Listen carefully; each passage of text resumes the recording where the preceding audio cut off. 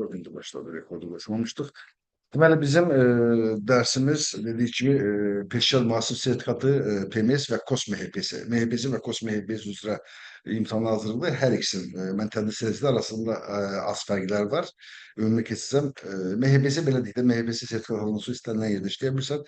Ən yaxşı MHP'si imtahanına hazırlaşmağınızdır, amma bəzilərinizə KOS-a ehtiyac istəyərsə getmək, bununla əlaqədar da Classroom-a biz bunu əlavə edərik. Sonra mən Classroom formalaşdıracağım. Classroom-a e-maillərinizi, Gmail-də olan e-maillərinizi göndərərsiniz. Mən də Cüneyt xanıma deyəcəm.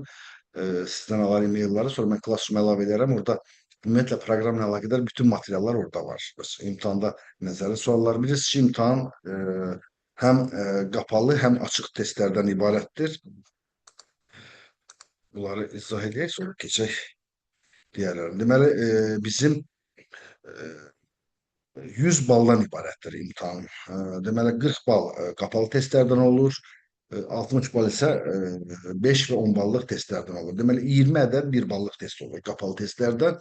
Hansı ki, bunlar qanunvericilikdəndir. Dediyim kimi, Classroom proqramla sizə tanış eləyəcəm və yaxud da Classroom yükləmişəm. İndi yeni də göstərirəm sizə. Bizim 20 ədəd 1 ballıq sualla qarşılaşasınız imtahanda. İmtahan birisi elektron olur. 10 ədəd 2 ballıq sualla qarşılaşasınız. Bunlar hamısı birlikdə 40 bal verir. 20 ədəd 1 ballıq suallar dəyişir imtahanlara görə. Bəzən çox asan da olur.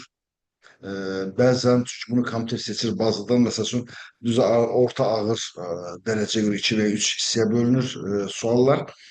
Bunlar qanunvericiliyi olur. Məsəl üçün mühasibə haqqında qanunda deyək ki, peşəkar mühasib sertifikatı neçə dəfə alırsan və yaxud da ki, məsəl üçün orada məsələn hər hansı bir məsələ ilə əlaqədar, məsələn KOSN olsun, MHP'sin olsun, ictimai sektor olsun, müəyyən mühasibə haqqında qanunda müəyyən suallar olur. Dediyim kimi onu oxumalısınız, oxuyaraq. Yəni biz onu zaten dərsə qoysaq, onu proqramı çatdırmaq mümkün olmayacaq. Bir də içində bizim hansı ki 5 ballıq keçdiyimiz standartın içindən sadə suallar düşür. İndi imtahan mövzular getdikcə mən sizə həmən sualları işlədəcəm, göndərəcəm. Sonra nəzərdə tutmuşuq ki, 2 imtahan sınaq imtahanı keçirək. Vaxtımız olarsa mən onu 3 dəfə də eləyə bilərəm. Sınaq imtahanları bir ara imtahan olacaq. Təxminən 7-ci mövzudan sonra bir imtahan eləyəcəm. Sonra mövzunun sonlarına doğru bir və ya 2 dəfə də əlavə imtahan verəcəm. Bu sizin üçün çox vacibdir. Həmən imtahanlarda gəlib iştirak eləyəsiniz. Ara imtahanı, birinci olan imtahanımız 2 saat olacaq. Diğer imtahanlar ise 3 saat olacaq. Orada hem kapalı hem açık tipli testli mövzular olacaq, meseleler olacaq, onu işləyəsiniz. Burada bir mesele var ki, səhv cavab düz cavabı aparmır. İmtahanda bunu verdikten sonra təxminən imtahan sonunda, deməli imtahan bitən kimi qapalı sualların cavabları açıqlanır. Artıq siz bilirsiniz ki, 40 bal üzərindən neçə bal əlinizdə var. Toplayırsınız. Yəni bu bizim üçün çox vacib. Çünki sadə olduğuna görə, məsələn, mənim gördüklərim çox olur. Adam vaxt çatışmazlığı olur, müəyyən şeylər olursa, qapalı asandır, baxaram, gəlir axırda vaxt olmur, çünki getdikcə proqram ağırlaşır və baxmır. Yəni nə qədər vaxtınız var bu bir ballı, zaten bir dəfə, iki dəfə oxusanız, mən demirəm onu götür. Məsələn, mühasibə usulunun aparılması qaydası var. Mühasibə usulunun aparılması qaydası düzü biraz çətindir. Mühasib işləyənlər hesab nömrə, hansı hesab nömrəsi müqabildə. Bu tip suallar düşə bilər. Məsəl üçün, deyək ki, yenidən qiymətləndirmə olsun, başqa, məsəl üçün, ədəbi əvəzləşmə olsun, digər məsələlər olsun, əslində uzun müddət aktiv istismarı bu şəkildə hansı hesabla müqabilləşir, belə bir suallar olur.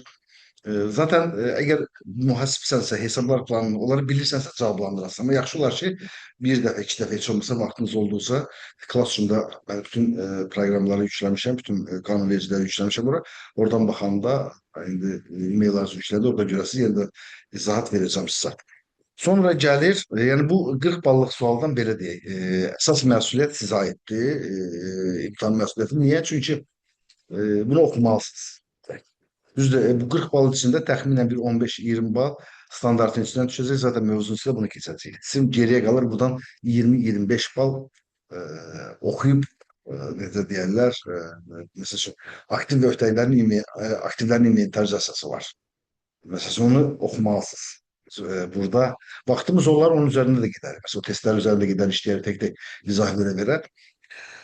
Sonra gəlir diğer 60 ballıq hissəsi. Burada da 8 dənə 5 ballıq olur, açıq tipli sual. 2 ədəd də 10 ballıq sualları olur. Bu da deməli normalda e, pul vəsaitinin hər şey haqqında hesabat olur 10 ballıq. Dolayı metodla sonra belə deyək, maliyyə hesabatlarının təqdimatı olur. Bu nədir? Dövriyyə cədvəlindən bir növ düzəliş qeydləri. Məsələn, mühasib bu əməliyyatları unutmuşdur. Vaxtı bunu belə qeyd eləmişdir. İndi dövriyyə cədvəlindən bu əməliyyatı düzəltməlisiniz. O da asandır. O düşərsə nə ala? Oradan da məsələn, nə qədər pis toplasan, 10 üzərindən bir 6-7 bal toplaya bilirsən. Sonra onun da var mənfəəti, deməli təqdimatı var. Məsəl üçün belə deyək də dövriyyə cədvəlindən biri var mənfəət və zərər haqqında hesabatının yığılması. Dövriyyə cədvəlindən biri də var balans hesabatının yığılması. Zaten orada bir dəyişiklik edəndə ya bir tərəfi mənfəətə təsir göstərir, bir tərəfi balansa təsir göstərir. Yəni fərqi yoxdur hər iki tərəfində. O məsələlərə baxacağıq. Yəni onu mən təxminən nəzərdə tutmuşam 8-ci mövzu, 9-cu mövzuda onu keçəm ki, biri 10 ballığı ən azından bilmiş olasınız. Sonra diğer 10 ballığın biri düşür, iki dənəsi də konsolidasiyadan düşür. Ya maliyyə vəzifə haqqında hesabatın konsolidasiyası və yaxud da ki, mənfəət və zərər haqqında hesabatın konsolidasiyası. Təcrübə onu göstərir ki, adətən belə deyim də, bir, 4 dəfədən bir, 3 dəfədən bir mənfəət və zərərin konsolidasiyası düşür. Əsasən balansın konsolidasiyası düşür. Yəni maliyyə vəzifə haqqında hesabatın konsolidasiyası düşür. Belə danışıqda çətin yoxdur ki, başa düşürsünüz, anlaşılandır. Mən ümumiyyətlə bunu başlayan sonra istəyirəm bir dərs sizinlə ikili qeydiyyatla əlaqədar dövriyyə cədvəlinə işləyək. Ümumiyyətlə müxavirləşmə bilgimizin hansı səviyyədə olduğunu görək. Çünki bu da bizə ən vacib nüans olur. Yəni ümumi biliyimiz varsa problem deyil. Sonra bu da eləyir 60 bal. Deməli təxminən bir 10 ballığa, bir 5 ballığa verilən vaxt təxminən 10 dəqiqə civarıdır. 10 dəqiqə müddətində ümumiyyətlə məsələ işləyəndə o şəkildə işləməyə çalışın ki, 10 dəqiqədən tez əldə etməyə çalışın. Düzdür, imtahanda elə məsələ olacaq ki, bizim də qarşılaşacaq. Elə məsələ olacaq ki, məsəl üçün 5 ballıqdan birin 5 dəqiqə işləyəcək. Məsələn, elə 5 ballıq olacaq ki, 15 dəqiqə işləyəcək. Ortalama 10 dəqiqə nəzərdə tutun. Konsolidasiya 10 ballıq suallarımız isə 2 dənəsinə 45 dəqiqə vaxt verilir. Sonra pul vəsaiti zaten 10 dəqiqə üzərində bir neçə məsələ işləyəcək. Ondan sonra 10 dəqiqə, 15 dəqiqə sizə bəs eləyəcək pul vəsaitini hazırlamaq. Geri qalır konsolidasiya. Konsolidasiya vaxt işi çox olur. Onu demiş olum. Orada nə lazımdır? Təcrübə. Bizə də kifayət qədər vaxt lazımdır ki, konsolidasiya üzərində çox-çox məsələ işləyək. Təcrübə formulasını. Pul vəsait o şəkildədir. Pul vəsait çox asandır. Yəni pul vəsaitinə əlaqədar mən inanıram ki, ən pis ehtimalda 10 üzərindən 8-9. Ən pis qiymət alan 8-9 qiymət alacaq. Konsolidasiya edilsə biraz vəziyyət çətindir. Orada diqqət və belə deyək puzzle'larda hamısını hissə birləşdirəcək. Çünki orada fərqli-fərqli verirlər, fərqli-fərqli datalar, fərqli-fərqli əməliyyatlar baş verir. Orada qrup daxili əməliyyatların ləğvi var. Məsəl üçün orada məsələn aktivin, goodwillin qiymətləndirilməsi müəyyən məsələlər var ki, sonra debitor, kreditor, qrup daxili əməliyyatlarında da bölünür o özü içində. Nəysə, onu çox sizi yormaq istəmirəm. Ora gələndə baxacağıq. Deməli, bizim qarşımıza imtahanda düşəcək 30, o da 10. 40 dənə sualımız olacaq. 20 dənə 1 ballıq qapalı test, 10 ədəd 2 ballıq, 20 ədəd 1 ballıq sadə olur. Məsələn, göstərir. Sadə bir şeylər olur adətən. Amma 2 ballıqlar isə hesablama şəklində olur. Sadə hesablama şəklində olur adətən imtahanda. Maksimum şəkildə buna çalışılır ki, 2 ballıqlar hesablama şəklində olsun. Amma 5 ballıq və 10 ballıq məsələ şəklindədir. Burada da bir məsələ sizə deyim. Tutaq ki, məsələ mərhələli məsələdir. Birinizdə səhv tapdınız. Deyək ki, məsəl üçün uzun müddət aktivin ilkin dəyəri səhv tapdınız. Orada rəqəmlər, hansı rəqəmi səhv götürdüyünüzdə orada bal kəsilir. Deyək ki, 2 bal, 2 bal, 1 bal verilir. Məsəl üçün, birinci sual 1 ballıqdır. 1 ballıqdan topladınız 0.5 səhv rəqəm aldınız. Ondan sonraki periodda məsələ düz davam edirsə, səhv rəqəmi götürüb üçüncü hesabı aparmışsa, digər ikisindən tam bal alırsınız. Yəni, o demək deyil, məsələ səhvdir. Yəni, belə deyim də, 5 ballıq sualdır, əvvəlində səhv elədiniz, amma digər mövzular yenidən qiymətləndirmə var, amortizasiya tapılması var, bunlar düz hesabladınız. Baxırsınız ki, çıxdınız imtahana, ayda mən bunu səhv yazdım, və baxırsınız ki, 4.5 bal almışsınız. Yəni, bunu o məsələ işləyəcəm, mən sizə izah edəcəm. Sonra davam edək. Onlayn olan dostlar, sualınız yoxdur ki? Davam edək. Salam müəllim, mən bu gün qoşulmuşam onlayn şeyə, nədir, təlimə. Bəli. Bir dənə sualım var mənim. Buyurun. Deməli, vergi uçotu əsas mənə lazım olan vergi uçotudur. Vergi məcəllələrindən falandan oradan çoxmu suallar olacaq ya yox? Vergi məcəlləsi ümumiyyətlə siz ümumiyyətlə peşəkar mühasib sertifikatını almaq istəyirsiniz, düzdürmü? Hələ ki yox, hələ ki yox. Amma gələcəkdə, yəni. Vergi məcəlləsinin kursu ümumiyyətlə başqadır. Biz burada peşəkar mühasib sertifikatı iki mərhələdir. PMS 1 var, PMS 2 var. Biz PMS 1'e baxırıq burada maliyyə hesabatlılığına. Aha. E, vergi Əsas məcəllə nə olur burada? Əsas. maliyyə uçotu. Bəs ümumiyyətlə Aha, maliyyə. həmən imtahanda iki mərhələdə bilirsiniz. Məsələn, maliyyə uçotu Bəli, var, bir də bəli. vergi uçotu var. Daha doğrusu ikinizdə həm deməli, əmək məcəlləsindən olur, həm mülki məcəllədən olur. Əsasən 80% vergi məcəlləsindən olur. Aha, əsasən vergi məcəlləsinə. Hə. Bəli. Yəni əsasən mənə elə lazım olan odur da birinci mərhələsində olur, yoxsa ikidə Birinci yenə mərhələsi ay. maliyyə hesabatlılığında olur. İkinci Aha. mərhələsi vergi tutma hissəsində olur. Belə deyək, ümumi danışsaq, biraz loru dillə danışsaq. Hə, ikinci mərhələdə olur o. Çünki Bəli, sizin bəli. səsiniz qırıq-qırıq gəlir. Mən sizi tam aydın eşidə bilmirəm. Ona görə. Hə, ikinci Mən, mərhələsində olur vergi uçotu. bəli, bəli, Hə, bəli. Vergi başa məcəlləsi iki. düşdüm. Bəs peşəkar Excel, yəni Excelin lap belə üstünü, Evet. peşəkar O başka onu bir təlimdir. öyrədirsiniz.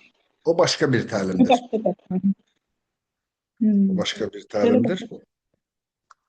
Sualınız yoksa devam Anladım. edeyim. Devam edeyim. Yaxşı, oldu. Deməli, ümumiyyətlə biz maliyyə uçotunda əsasən mühasibə uçotunda bərabərlik anlayışı var. Yəqin ki, bunu bilirik. Bir də ikili qeydiyyat var, ikili uçot. Bunlar haqqında məlumatlıyıq da. Kimdə yeni nə çətinlik olsun. Ümumiyyətlə, bax, mühasibə uçotu nədir? Mühasibə uçotunun vəzifəsi nədir? Bu barədə məlumatınız varmı? Mən yenə deyirəm, əvvəlki dərsi ümumiyyətlə Türk maliyyə uçotunun təməli ikili qeydiyyatla başlayır. Bunları biz bir təkrarlayaq, bir məsələ işləyək. Ondan sonra növbəti dərsimizdən ehtiyatlardan başlayacaq. Məlumat icra standartdan başlayacaq. Ümumiyyətlə, mühasibə uçotu nədir? Mühasibə uçotu nə iş vəzifəsidir? Bilirikmi buna?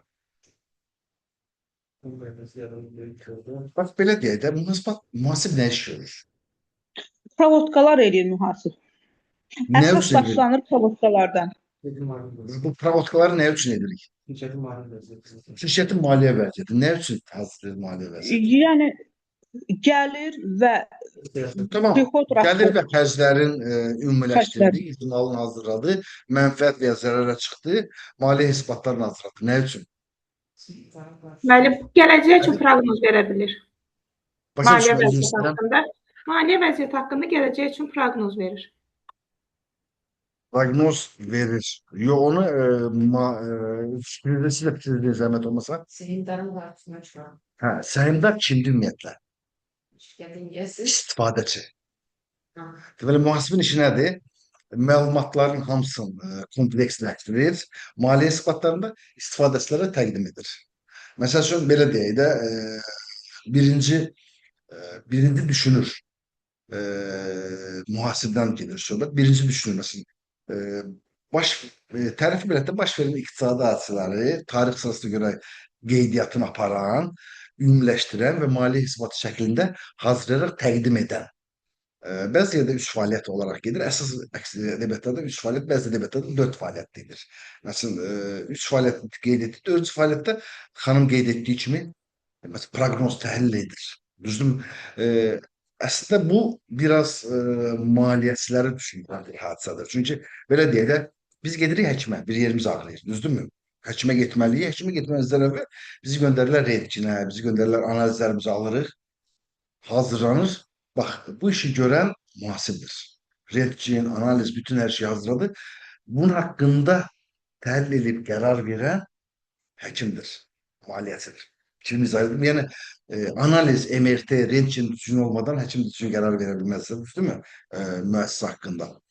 Deməli, e, burada gəldik mühasibə çotuna. Ümumiyyətlə bunu da üç yerə ayırırıq. Deməli, bir maliyyə uçotu var, bir vergi uçotu var. Yəni bir də idarəetmə uçotu var. İdarəetmə uçotu adətən maliyyə dəyərin kalkulyasiyasına, maliyyə dəyərinin hesablanması ilə əlaqədardır, düzdürmü? Amma maliyyə uçotu nədir? Maliyyə uçotu müəssisənin maliyyə məlumatlarıdır. Bir də var vergiyə verilən hesabatlar bu şəkildə deyil də. Ümumiyyətlə bunlar arasında fərq var. Bilirsiniz, məsəl üçün istər amortisasiyada olsun, istər digər fərqlər yaranır. Məsələn, bununla əlaqədar bizim bir standartda var, həkimə standartda fərqləri təxirə salmış vergi aktivi, təxirə salmış vergi öhdəlik şəkli. Üzr istəyirəm, mən qapını bağlayayım.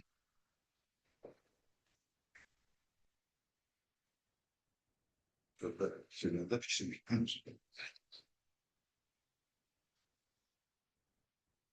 Dedik ki, ümumiyyətlə mühasibə uçotu müəyyən edən, məsələn, informasiyanı müəyyən edən, qeyd edən, hesabat şəklində çatdıran bir sistemdir mühasibə uçotu.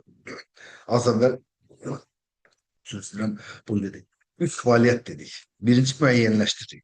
İqtisadi hadisələri seçir. Məsələn, bir hadisə baş verir. Deyək ki, hadisə baş verdiğinde yəni fövqəladə bir hadisə yox. Müəssisədə deyək ki, müəssisə mal material aldı. Düzdürmü? Ümumiyyətlə deyirik ki, baş verən iqtisadi hadisələr. Mal material alışı iqtisadi hadisədir. Əlbəttə baş verən bütün hadisələr bizim üçün iqtisadi hadisədir. Sonra bu fikirləş, bu iqtisadi hadisə müəssisənin maliyyə vəziyyətinə təsir göstərirmi? Yəni aktiv və öhdəliklərinə təsir göstərirmi? Əlbəttə ki, mal almışıqsa mal artdı, ya nisyə almışıq, ya nağd almışıq. Bunun qeydiyyatını aparır müqaviləşmədə. Azərbaycan dilimiz müqaviləşmədir, ruscası biz pravodkadır bilirik, İngilizcəsi journalizingdir, sonra bunun türkçəsi yevmiyə qayıtıdır. Sonra davam elədi. Məsələn, bütün məlumatlar birinci təhlil edir, baxır ki, bu məlumatlar iqtisadi hadisədir və müəssisə maliyyə vəziyyətinə təsir göstərir. Məsələn, belə deyək də, işçiyə əmək ödənişi iqtisadi hadisədir, müəssisə maliyyə vəziyyətinə təsir göstərir. Debitorların alınması, düzdürmü? Debitor ödəndi, alacağımız azaldı, pulumuz artdı. Və yaxud da ki, öhdəliyimiz artdı. Öhdəlik artırsa, məsələn, nisyə mal alır. Nisyə mal alırsa, bunun öhdəliyi artır. Düzdürmü? Bunlar hamısı iqtisadi hadisələrdir. Məsələn, işçinin işə götürülməsi iqtisadi hadisədir. Müəssisə maliyyə vəziyyətinə təsir göstərirmi? Xeyr. Niyə göstərmir? Çünki bu kadrları düşündürür. İşçi iş alımı müqavilə bağlanır. İşçi nə vaxt bizi maraqlandıracaq?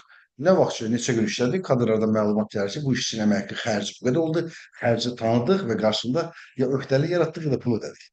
O vaxta qədər mühasibə heç bir qeydiyyat aparmır, düzdür. Və yaxud da ki, deyək ki, siz telefon satırsınız, biz sizdən telefonun sizdən alınmasına əlaqədar müqavilə bağladıq. Müqavilə iqtisadi hadisədir. Məsələn, bu müəssisənin maliyyə vəziyyətinə təsir göstərdimi? Xeyr. Çünki heç bir hadisə baş vermədi. Düzdürmü? Qiymətləri razılaşdırmaq, saxta biz razılaşmalıyıq. Nə qədər telefon alacağıq. Telefon alındısa, ondan sonra mühasibə maraqlandırır. Qeydiyyatına aparmaqla əlaqədar. Ona qədər qeydiyyatına aparmaqla əlaqədar mühasibə maraqlandırır. Düzdürmü? Ona görə biz buna dedik, birinci əməliyyat müəyyənləşdirir. Sonra nə edir? Bunun qeydiyyatını aparır. Sinifləşdirir və ümumiləşdirir qeydiyyatını. Yəni müqaviləşmədə qeyd edir, ondan sonra T hesablarına köçürdü, T hesablarından dövriyyə cədvəlinə köçürtdü və ümumiləşdirdi. Belə də xüsusi hesablar şəklində ayırdı. Düzdürmü? Ondan sonra nə edir?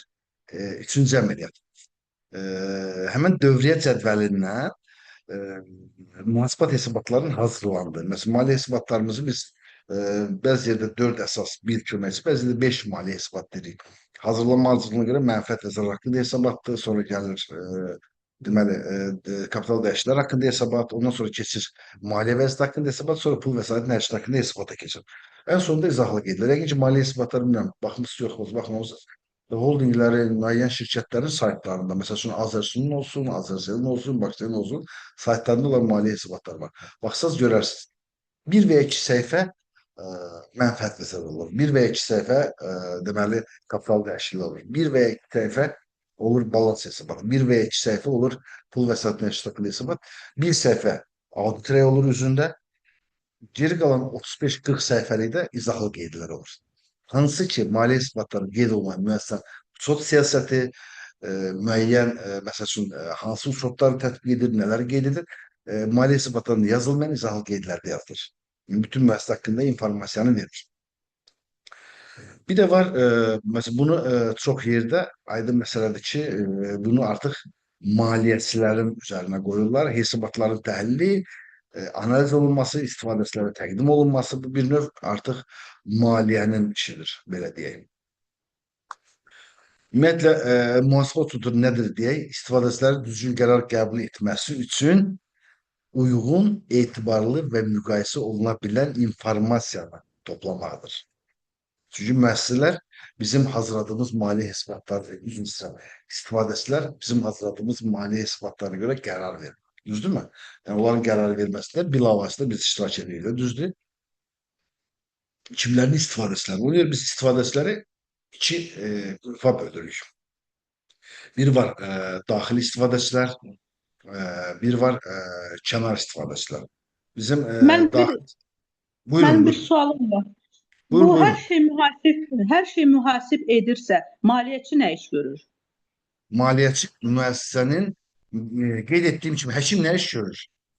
Həkim artıq o vaxtda diaqnoz qoyur və problemi, xəstəliyin sağalması üçün müalicə yazır. Biz o analizləri hazırlayır, veririk həkimə, maliyyəçiyə. Maliyyəçi həm müəssisə haqqında məsələn təhlil aparır və analiz, belə diaqnoz qoyur və problemin həlli üçün çalışır. Məsələn, baxır ki, müəssisənin likvidliyi aşağı səviyyədədir, ya rentabelliyi aşağı səviyyədədir. Rentabilliyi artırması nə etmək lazımdır? Buna qərar verir. Və şimdi likvidlik aşağı səviyyədə və debitorla əlaqədar problem var, malın satışına əlaqədar problem var, müəyyən şeylərlə əlaqədar problem var. Artıq maliyyə hesabatlarını təhlil edərək müəssisənin vəziyyətini ortaya qoyur və bu problemi həll etmək üçün nə etmək olar ona qərar verir maliyyəsi. Fikrimi izah edə bildimmi? Hı, aydın oldu. Deməli, mühasibə çoxlu istifadəçilər dedi ki, daxili istifadəçilər. Birinci idarə heyəti. Bunlar müəssisənin daxilində olan istifadəçilərdir. Sonra gəlir insan resursları departamenti, bunlar da daxili istifadəçilərdir. Çünki bunlara bu hesabatlar, məsələn, idarə heyətinə bu hesabat nə üçün lazımdır? Müəssisənin məsələn tutaq ki, əlavə pula ehtiyacı varmı? Yeni bir şey girir və yaxud bir iş yerində dövriyyə kapitalı olmalıdır. Çünki likvidlə rentabil arasında tərs əlaqə var. Dövriyyə kapitalı düzgün olmalı ki, müəssisə işçiləri maaşı verə bilsin, vergilər verə bilsin, onu biz dövriyyə kapitalı deyirik. Və idarə heyəti buna qərar verir ki, biz əlavə pul lazımsa borc alaq və yaxud kredi götürək. Sonra gəlir insan resursları departamentində işçilərin əmək haqqı ilə əlaqədar. Əmək haqqını artırmaq istəyir və yaxud da ki, müəyyən tənzimləmə gətirmək istəyir. Bu nə lazımdır? Maliyyə hesabatları lazımdır. Maliyyə hesabatları əsasında buna qərar verirlər. Sonra maliyyə şöbəsi. Maliyyə şöbəsi məsələn dividendin nə vaxt ödəyək, öhdəlikləri falan öhdəlik nə vaxt bağlayaq, bunu necə eləyək, buna maliyyə şöbəsi qərar verir və yer edirəm müəssisənin maliyyə vəziyyətinə görə qərar verir. Sonra marketinq şöbəsi. Marketinq şöbəsi malın satışına əlaqədar qiymət tənzimlənməsi. Məsələn, qiymətdə artım eləyə bilərikmi? Aydın məsələ ki, maliyyə hesabatlarına baxır ki, satışların vəziyyətinə, mənfəət hesabatındakı digər məsələlərə baxır. Qiymət, məsələn, rentabelliyi necədir, bunu ölçür. Qiymət artışı edəyimi, etməyimi buna qərar verir. Sonra gəldik kənar istifadəçilər. Başında gəlir dövlət, vergi qurumları. Düzdürmü? Çünki maliyyə hesabatları mənfəət bəyannaməsi vermiş. Xırda bir manatın özün sənə kameralı gəlir ki, burada düzgün olmalı. Az əvvəl siz qeyd etdiniz səhmdarlar, investorlar. Düzdürmü? İnvestorlar şirkətin sahibləri, şirkəti qurublar. Bunlar nə üçün qurublar? Mənfəət əldə etmək üçün. Və mənfəətlə əlaqədar olaraq şimdi bu baxır ki, müəssisənin mənfəətliyi necədir? Həmkarlar İttifaqına lazımdır. Bizdə biraz Azərbaycan Həmkarlar İttifaqının fəaliyyəti biraz pasiv fəaliyyətdir, amma hər bir yerdə Həmkarlar İttifaqının fəaliyyəti çox önəmlidir və maliyyə hesabatları bunlara lazım olur. Kreditorlar deyəndə hamı yəqin ki, banklar və yaxud bank olmayan kredit təşkilatları gəlir. Bilirsiniz, onlardan bir kredit götürəndə bütün maliyyə hesabatlarını didik analiz edirlər. Yəni detallı şəkildə təhlil edib, sonra sizə kredit verirlər. Nəyi təhlil edirlər? Likvidliyi vəziyyətini, rentabilliyi vəziyyətini bunları təhlil edib sonra qərar verirlər. Fond birjaları, Azərbaycanda fond birjalarının fəaliyyəti bu da pasiv vəziyyətdədir. Elə yeni formalaşma var. Amma dünyada birisi fond birjaları kifayət qədər. Çünki yaxşı maliyyəçilər otururlar, səhəm alqı-satqısı ilə məşğul olurlar. Məsələn, bir gecə səhəm alırlar, müəyyən qiymətli kağızlar alırlar, müəyyən məsələlər alırlar, amma Azərbaycanda biraz fond birjaları passivdir. Bir də müştərilərimiz var. Müştərilərimiz nədir? Müştərilər də hər zaman müəssisənin maliyyə vəziyyəti haqqında hesabatı istəyirlər. Məsələn, baxmaq istəyirlər ki, görək bunun vəziyyəti hansı yerdədir. Sonra geldik muhasbat beraberliğine. Bizim təlime her zaman bir saat, təxminən 50 dəqiqəyə, 55 dəqiqə, ortada belə deyil, bir ara veririk 5-10 dəqiqəlik çay, su fasiləsi, ondan sonra davam edir. Təlimlərim zaten 2 saat davam edir. İndi getdikcə bunu 3 saat arada vəziyyətə görə baxacaq. Bilmirəm, imtahanın vaxtı təyin olsun, sentyabr, oktyabra. Bunda tam üfüqü görüb, ona görə vaxtı bərabər düşünüb qərar verərik inşallah. Deməli, mühasibat bərabərliyi yəqin bilirik. Mühasibatın təməlidir, belə deyək, bu bərabərlik. Birinci yerdə dayanır aktivlər, sonra ikinci tərəfdə bərabərliyin digər tərəfində dayanır passivlər. Deməli, aktivlər nədir ümumiyyətlə? Aktivin nə olduğu haqqında məlumatlıyırmı? Passivlər də öhdəlik və kapitalın Mühendislikte yer almış ve mühendislik gelecekte iqtisadi səmərə gətirəcək müəssisənin burada bir vacib nüans var. Müəssisənin nəzarət və nəzarət hüququ olan resurslarıdır. Mesela o mütləqdir. Bax, indi buna əlaqədar məsələ ətraflı detallı məlumat verir. Hamımız bilirik o aktivin nə olduğunu. Keçmiş hadisədə yaranmalıdır. Müəssisəyə gələcəkdə mütləq iqtisadi səmərə gətirməlidir. Ümumiyyətlə aktivlərin ən vacib ölçüsü iqtisadi səmərə gətirməsidir. Əgər aktiv iqtisadi səmərə gətirmişsə, o aktivin tanınması dayandırılır. Aktiv kimi tanınmır hesabatda. Çünki aktivin əsas şeyi müəssisə iqtisadi səmərə gətirməsidir. Məsəl üçün, bunlara nümunə nağd pul iqtisadi səmərə gətirir, mal material ehtiyatı satırıq, pul gətirir, avadanlıqlar istifadə edirik, bizə pul gətirir, nə bilim, tikililər var, torpaq var, qeyri-maddi aktivlər var, qeyri-maddi aktivlərlə əlaqədar olsa ətraflı biz keçəcəyik, yəqin ki, məlumatsız. Dünyada ən çox pul yazanlar qeyri-maddi aktivlərdir.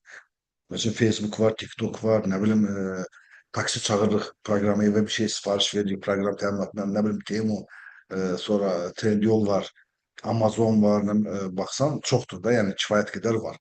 Bunlar hamısı qeyri-maddi aktivlərdir. Sonra ofis ləvazimatları.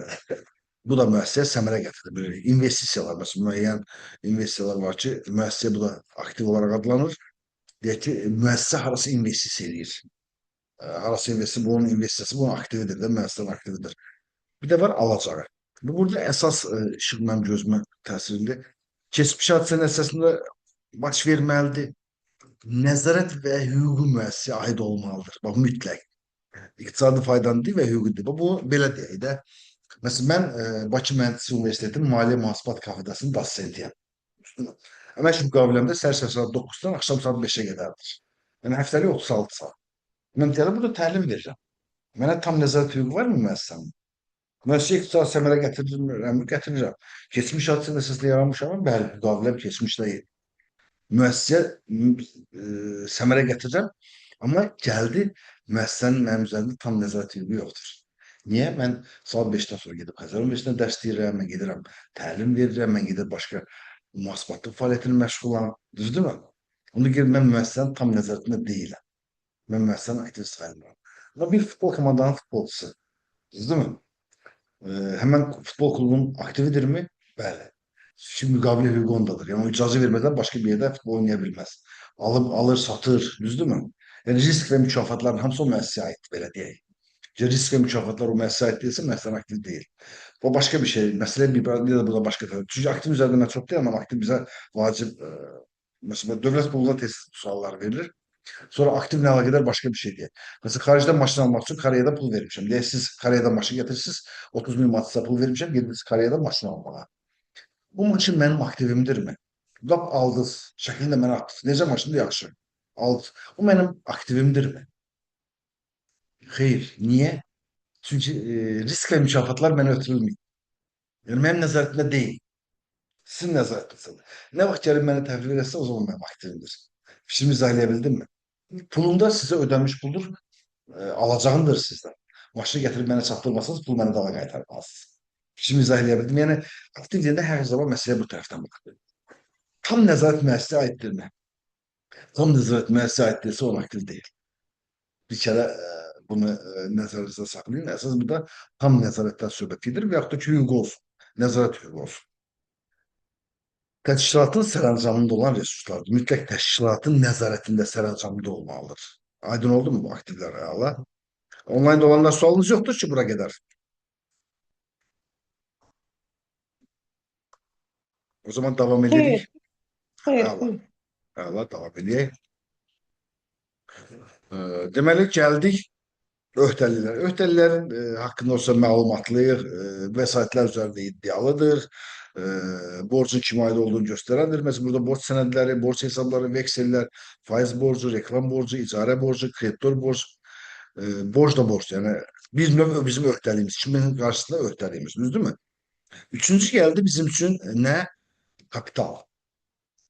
Kapital nədir? Kapital özü də açıqlaması belədir ki, investisiya olmuş kapital, buna nizamlama kapital deyirik. Belə üstə gələsiz investisiya olmuş kapital çıxılsın sahibkar çıxarışı və dividend. Məsələn, mən deyək ki, müəssisəni qurmuşuq, sizə 100 min pul vermişəm, sonra gələm ki, o 100 mindən 5 min manatı mənə ver, ehtiyacım var. Pulumu çəkdim mi geri 5 min manatını? 100 min investisiya eləmişdim, 5 min manat çəkdim. Kapital azaltdı mı? Sonra gəlirlər. Məsələn, deyək ki, 50 minlik mal satmışam. 50 minlik pul daxil oldu mu? Çıxılsın xərclər. Həmən o satışların müəyyən belə deyək. Xidmət və ya satış fərqi yoxdur. Ortaya çıxdı, gəlir çıxılsın xərc, ortaya çıxdı mənfəət və ya zərər. Düzdürmü? Mənfəət kapital artırır, zərər kapital azaldır. Yəni, o zaman açıqlaması necə dedik? Nizamlama kapitalı, orada üstə gəlsin investisiya olmuş kapital da deyə bilər. Nizamlama kapitala çıxılsın sahibkar çıxarılışı, üstə gəlsin gəlir, çıxılsın xərc. Kapitalın açıqlamasıdır. Xalis aktivlərin nə olduğunu bilirik mi? Əvvəl bunu soruşun. Xalis aktivlər bərabər, üzr istəyirəm. Deməli, aktivlərdən biz öhdəliyə çıxanda bizə xalis aktivləri verir. Başa düşdünüzmü? Müəssisənin bütün aktivlər nədən formalaşır? Müəssisənin borclarından və qoyulmuş kapitaldan. Düzdür? Deməli, qoyulmuş kapitaldan, yəni qoyulmuş kapitalla öhdəliklərin cəmi bizə verir aktiv. Aktivlərdən borclarımızı çıxanda nə verir? Kapital. Yəni, xalis aktiv bu deməkdir. Yəni, borcları çıxardırsan içində, deyək ki, mənim 100 min investisiya eləmişəm, 50 min də borc götürmüşüm, fəaliyyət göstərməsi. Deməli, mənim aktivim nə qədərdir? 150 min. Xalis aktivim nə qədərdir? 150 min çıxılsın, 50 min borclarım. Geriyə qaldı 100 min. Aydın oldu? Allah. Sonra gəldik, burada biraz beyin tuşlar demişsəm, beyin jimnastik eləyək. Bu hissəni biraz daha detallı baxanda. Maliyyə hesabatların elementləri hansılardır? Bilirik mi? Maliyyə və staqın hesabatının elementləri hansılardır? Maliyyə və balansın elementləri. Aktiv, öhdəlik, kapital. Mənfəət və zərər balansda yer alır. Necə yer alır? Mənfəət və zərər, deyək ki, müəssisənin mənfəəti oldu. Birinci mənfəət və zərər haqqında hesabat hazırlamaq. Müəssisənin mənfəəti oldu. Mənfəətin gəldik kapital dəyişikliyi haqqında hesabata. Kapitalın strukturunda, yəni kapitalın biraz məcazi mənada desək, zon tipinin altında daxil olur, balansda oturur. Kapitalın strukturunu çox şey olmaq orada. Məsələn, canlama kapital olur, bölüşmənmiş mənfəət olur, nə bilim, səhəm emissiyası olur, səhmləri olur, nə bilim, olur da olur, yenidən qiymətləndirmə artımı və s. və s. İstənilən qədər kapital ehtiyatı yer alır. Bunlar hamısı kapitalın strukturunda balansın içindir. Amma mənfəət ayrıca balansın içində gəlib oturmuş. Balansa təsir göstərir. Ona görə balans elementləri nələrdir? Aktiv, öhdəlik, kapital. Diğeri kapitalın strukturunda gəlir, balansda oturur. Sonra maliyyə fəaliyyətinin nəticələr haqqında hesabat. Bu nədir? Mənfəət və zərər haqqında hesabat. Elementlər nələrdir? Gəlir və xərclər. İndi bunu biraz da açaq. Mənə deyə bilərsinizmi? Bax, belə deyək də, bunu qoyaq bir tərəfə. Deyək ki, məsrəflə xərcin fərqi nədir? Məsrəf Bəli. aktivləşir, belə deyim. Xərc bildiyimiz xərcdə, yəni məsrəf bizə geri qayıdır, aktivləşir.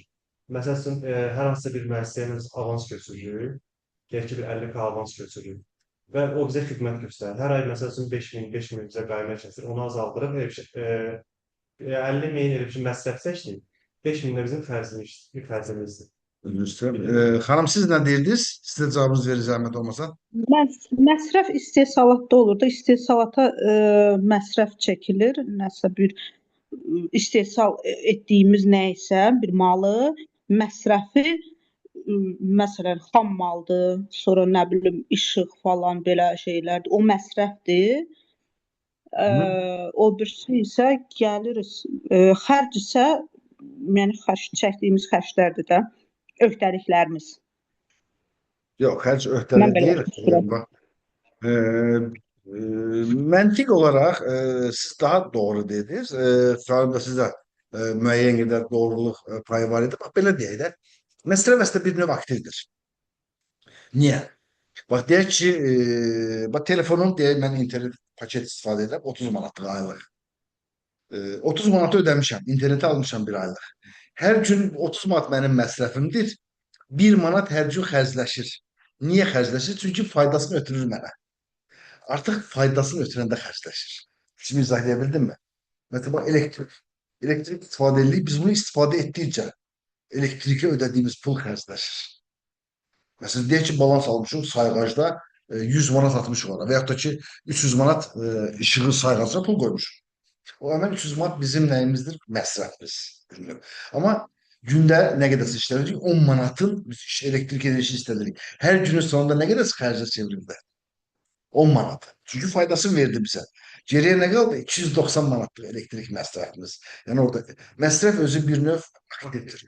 Mesela bak, deyək ki, telefon istehsal edirik. Telefon istehsal etmək üçün bizə nələr lazımdır? Ta ki 100 manatlıq, bu getmişik 1000 manatlıq bunun şüşəsini almışıq, falan şey bütün dəzgahlarını almışıq. Düzdür?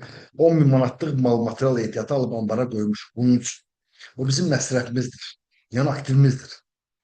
Telefonu istehsal etdikcə həmin məsrəflər gəlir burada xərcləşir. Azalır, telefon halında formalaşır. Telefonu da satdıq, getdi, yerinə pul gəldi. Bu da xərcləşdi. Bu şəkildə proses davam edir. Mesela başka bir şey diyeyim, sade bir nümunə deyim. Deyək ki, şirkətin siz baş mühasibisiz, sizə deyirlər ki, buranı remont elə, təmir elə.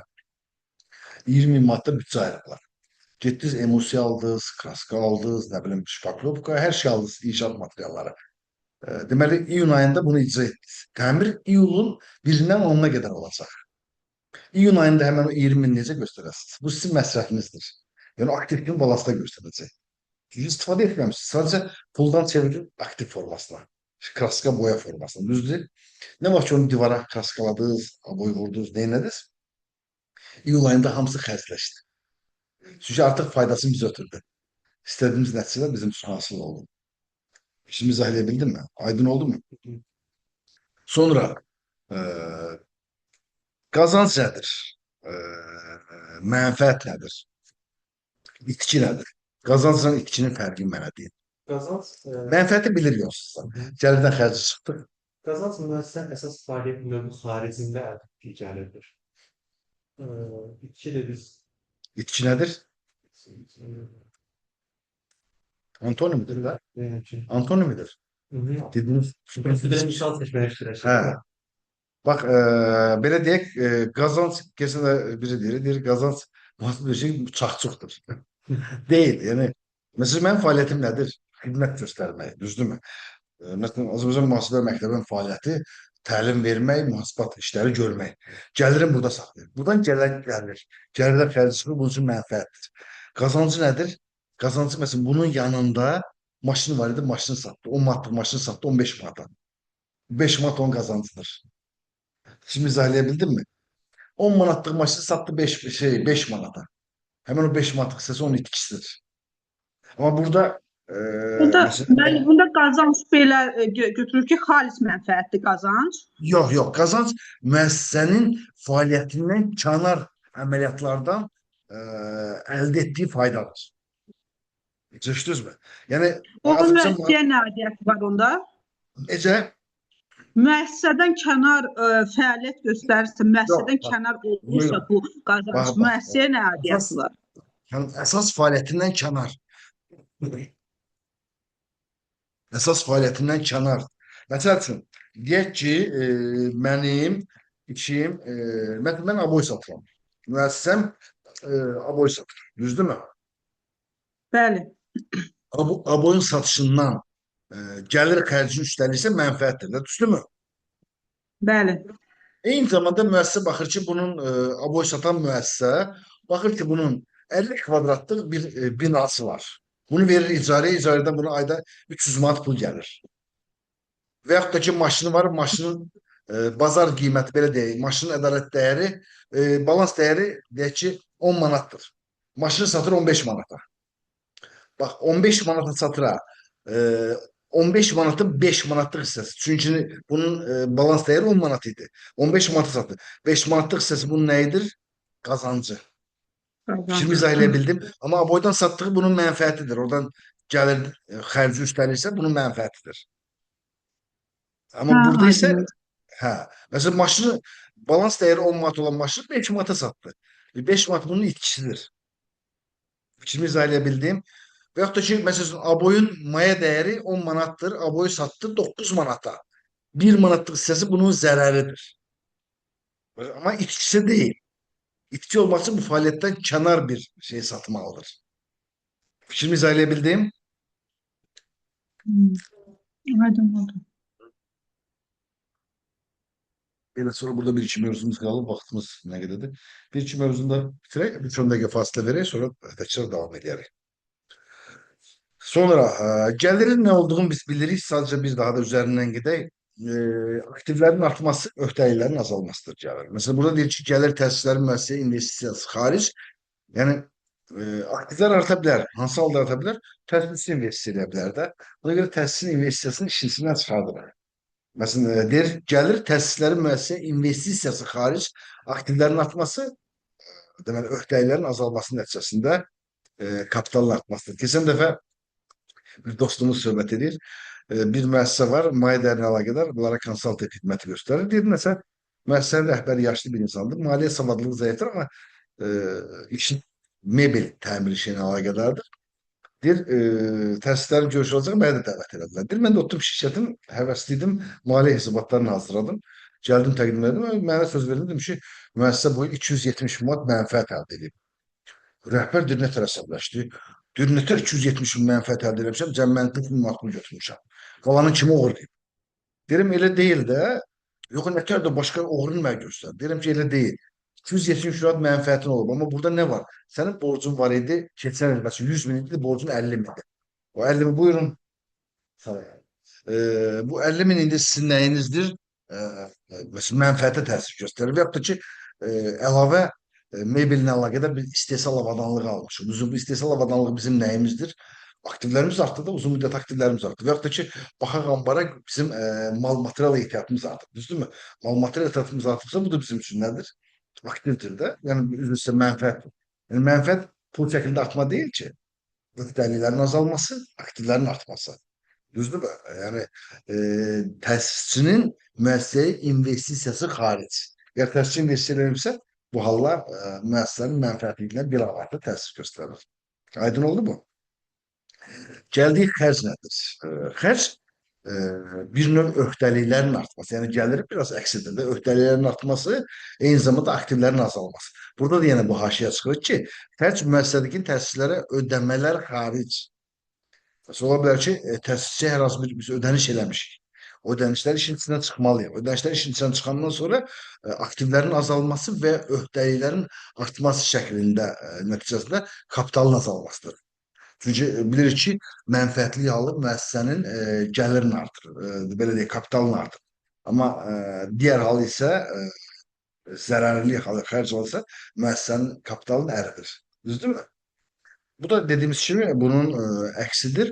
Sonra gəldik maliyyə hesabatlarından danışaq. Müəssisənin maliyyə hesabatlarını hazırlama arzusuna görə burada əks olunub. Qısa bunun üzərindən keçək, izahat verək. Ondan sonra dərsimizə fasilə verərək. Deməli, mənfəət və zərər haqqında hesabat. Diqqət edin, bax, bu hesabatlarda tərifində necədir? Bu göstərir ki, bax, müəyyən dövrdə nədir? Müəssisənin maliyyə nəticəsi haqqında məlumat əks etdirir. Müəyyən dövrdə.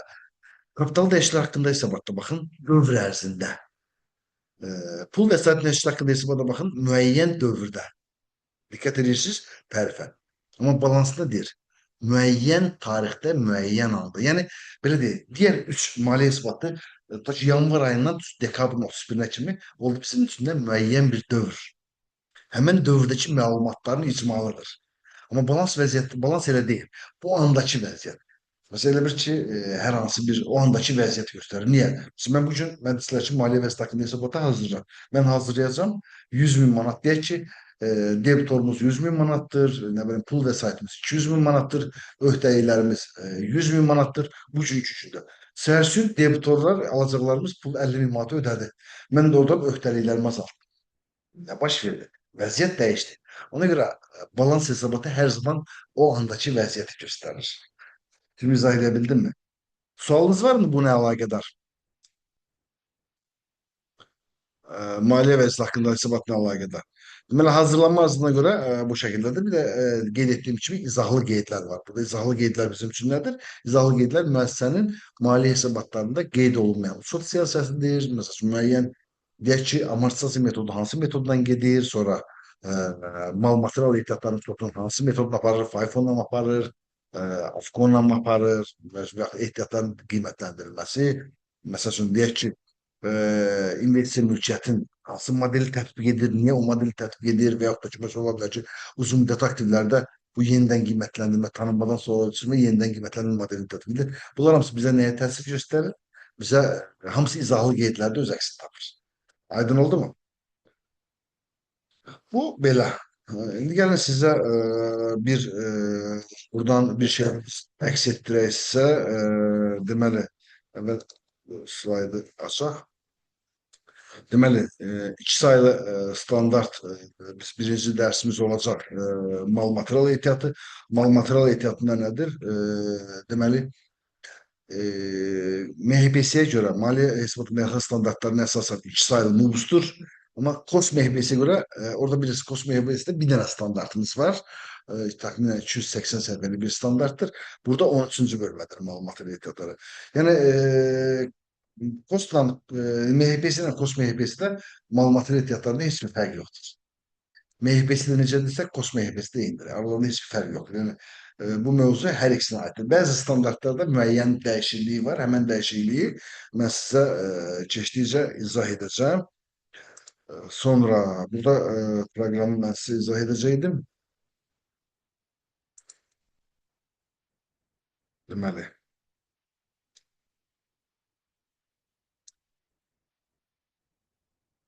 MHBS-nin proqramını açımda sizə, düzdürmü?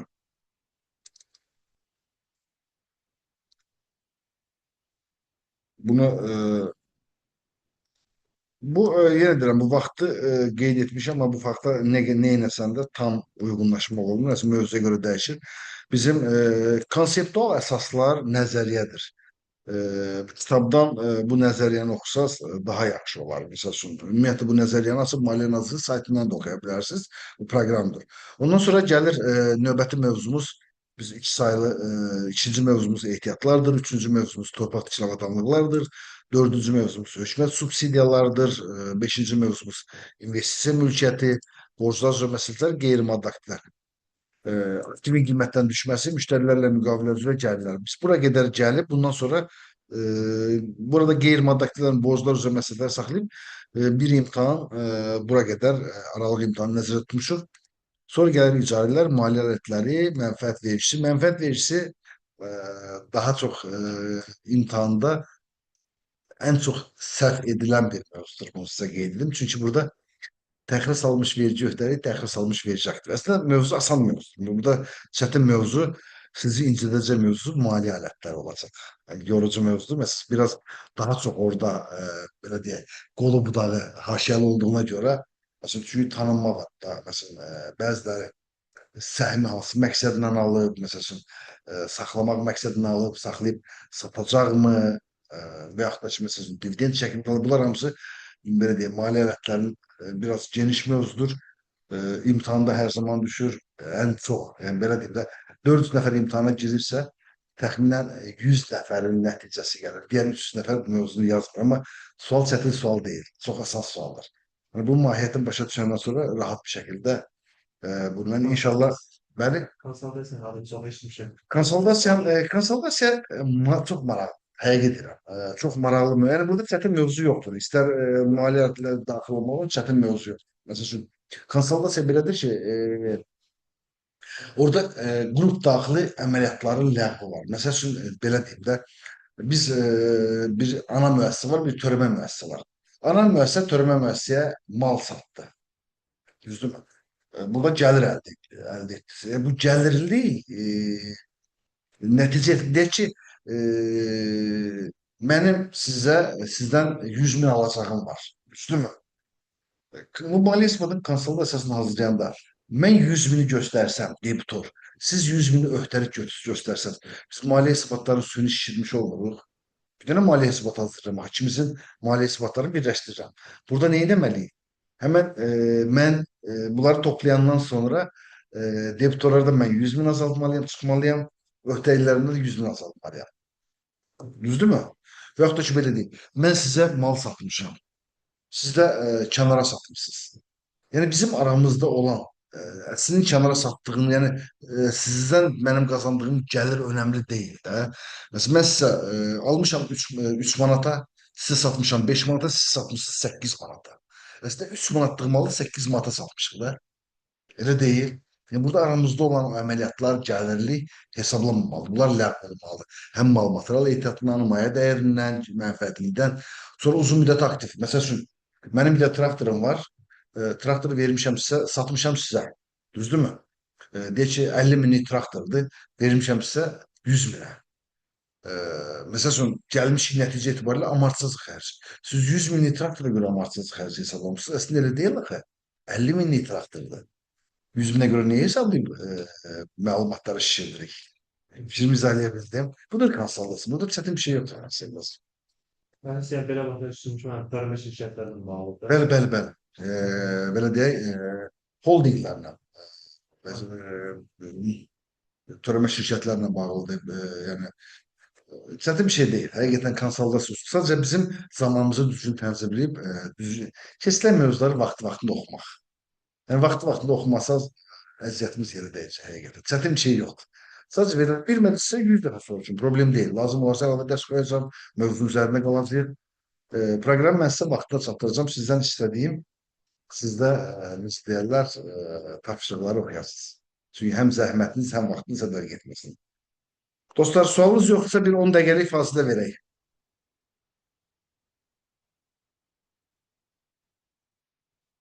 10 dəqiqəlik fasilə verək, 10 dəqiqədən sonra görüşərik. Müəllim, mənim bir dənə sualım var. Bu Buyurun. mövzuların adı 19 dənə mövzu, düzdürmü? Bəli. Elə keçirdiyimiz hamısı 19 mövzu olacaqdı da kurs ərzində. Bax, burada bir belə deyim də. Bəli, nəzərdə tutduğumuz bu 19 mövzudur. Ola bilsin əlavə bir mövzuda. Yəni mən Dövlət İmtahan Mərkəzi bu imtahanda məsələn başqa əlavə bir mövzuda gəldi, proqrama düşdü. Mən əgər o proqramın içində olacaqsa, onu dəqiqləşdirəcəm, onu da proqrama əlavə edəcəm. Yəni Çünki bu mövzular hamısı PMS sertifikatını almağa imtahanda düşür də. PMS 1 üçün yetərlidir. Hə, PMS 1 üçün yetərlidir. Bəli, bu Allahın köməyi ilə verilən tapşırıqları öyrənsəz, PMS 1 sertifikatını alacaqsınız inşallah. Sadəcə yenə deyirəm, burada mən özüm ingilis dili kursuna gedən müəllimə məbdə kimi söz demişdi ki, mənim sehirli çubuğum yoxdur, İngilizcə sizə öyrədim. Yəni, mənim işim sadəcə izah etməkdir. Geri qalan iş məsələsinin hazırlaşını, müəllim sizə məsələ hazırlaşanlar var da, çünki əsas iş sizin üzərinizə düşür. Mən üzərimə düşəni inşallah icra eləyəcəm. Siz də icra edib öyrənsəz, mükəmməl bir nəticəniz olar. Oldu, bir 10 dəqiqə fasilə verək, 10 dəqiqədən sonra davam edək.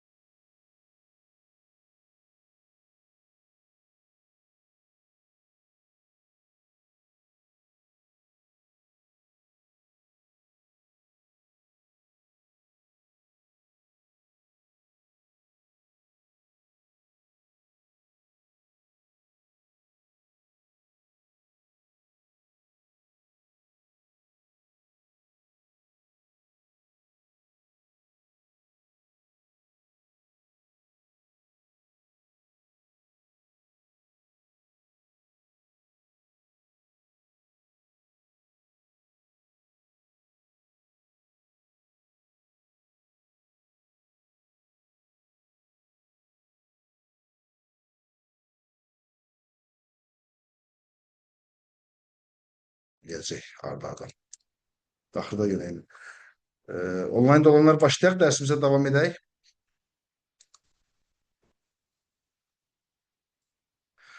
Mən bir dəqiqə Bəli, çəkirsiniz. bəli, müəllim. Bəli? Çeşmədim. Hə, eləmi? Bu şəkildə yox, belə.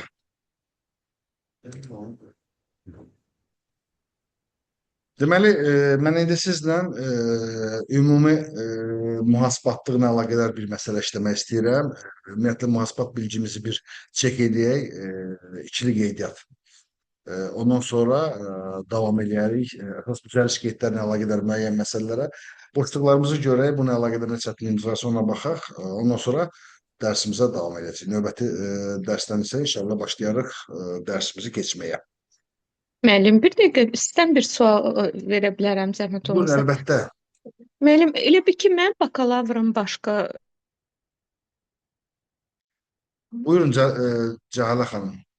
UNIC-in MBA maliyyəsində təhsil alıram. Elə bir birinci kursu bitirdim indi. Bəli. Mən indi elə bir bakalavrım da başqa institutda, pedaqojidə. İndi PMS imtahanı verə bilərəm diplomumu almadan, yoxsa necə bir də PMS sertifikatında belə bir məsələ var. Hər hansı bir ali təhsil olmaq. İstəyirsiniz biologiya bitirin, istəyirsiniz İngilizcə bitirin, istəyirsiniz hansı ixtisası bitirməkdən asılı olmayaraq ali təhsil varsa, bakalavr təhsil varsa PMS sertifikatı üçün müraciət edə bilirsiniz. Yox, əgər ali təhsiliniz yoxdur, peşə liseyi qurtarmısınız. Mən Classroom-a əlavə etmişəm, peşə liseyi ilə əlaqədar olaraq konkret ixtisas kodları var. Həmən kodları bitirib bakalavr demirəm. Bakalavr bitirənlər hamısı imtahan verə bilir, heç problemsiz. ixtisasından universitetdən fərqi olmayaraq. Aidiyyəti yoxdur. Bakalavr təhsiliniz varsa məsələ bitdi. Siz xaricdə oxuyun, burada notifikasiya elətdirin, heç fərqi yoxdur. Amma şeydə isə texnikum bitirənlərdə isə bunlarda isə konkret ixtisas kodları var. Həmən kodlardan məzun olub və 5 il təcrübəsi olanlar imtahan verə bilir. Müasib təcrübəsi olanlar. Aydın oldu mu? Anladım. Mən məsələn MHB-si üzrə istəyirəm də. Heç bir problem Mən yoxdur. Heç o məhdudiyyət verə yoxdur. bilirəm, hə? Onda mən Əlbəttə ki. səhv məlumat veriblər. Yazmışdılar ki, yəni ki, bu ya diplomu almalısan, ya da iş üzrə təcrübən olmalıdır. Məndə də Bax, bunlar heç biri siz hal-hazırda yoxdur. siz indi təlim bitəndən sonra açarsınız, qeyd edin, mühasibat sotu haqqında qanun. Həmən Aha, qanunda ətraflı məlumat yazılır. Orada aha. Çox görəsiniz. sağ olun. Çox Buyurun. sağ olun müəllim. Hər Təşəkkür hansı edirəm. bir ali təhsil gedir. Orada konkret ixtisasla əlaqədar bir məsələ yoxdur. Aha, oldu. Çox sağ olun. Buyurun. Sonra bizim burada bir məsələmiz var. Qoy mən tapım. Hə. Müəllim, bir dənə də mənim elə lap yerinə düşdü təhsillə Buyurun. bağlı. Bir dənə də mənim bir sualım Buyurun, var. buyurun. Deməli, diplom xarici diplomdursa əgər, onun Azərbaycanda mütləqdir onun tanınması. Əlbəttə. Əlbəttə. İmtahana girmək üçün. Ümumiyyətlə, Azərbaycanda dövlət qurumlarında işləmək üçün diplomun mütləq və mütləq notifikasiyası olmalıdır. Mütləq. Yəni Sizdə hansı? xaricdə nostrifikasiyadan keçirilmiş diplom, xaricdə nostrifikasiya olunubdur, yəni apostol vurulubdur da, apostolu var. Amma Təhsil Prosta qanun, Nazirliyi şəhadətnamə verməlidir ona əlaqədar olaraq. O diplomu tanımalıdır. hə, Təhsil Naziri o tanınma diplomu mütləq olmalıdır. Hə, yaxşı, aydın oldu. Tamam. Oldu. Deməli, burada hər hansı biz bir məsələnin üzərində işləyərik, götürək buradan hansı bizim üçün daha yaxşı olar, elə 4-3 və ya 4-4 məsələsi. İkili qeydiyyat üzərində gedərik. Gəlin sizə bir Classroom haqqında izah verim. Deməli,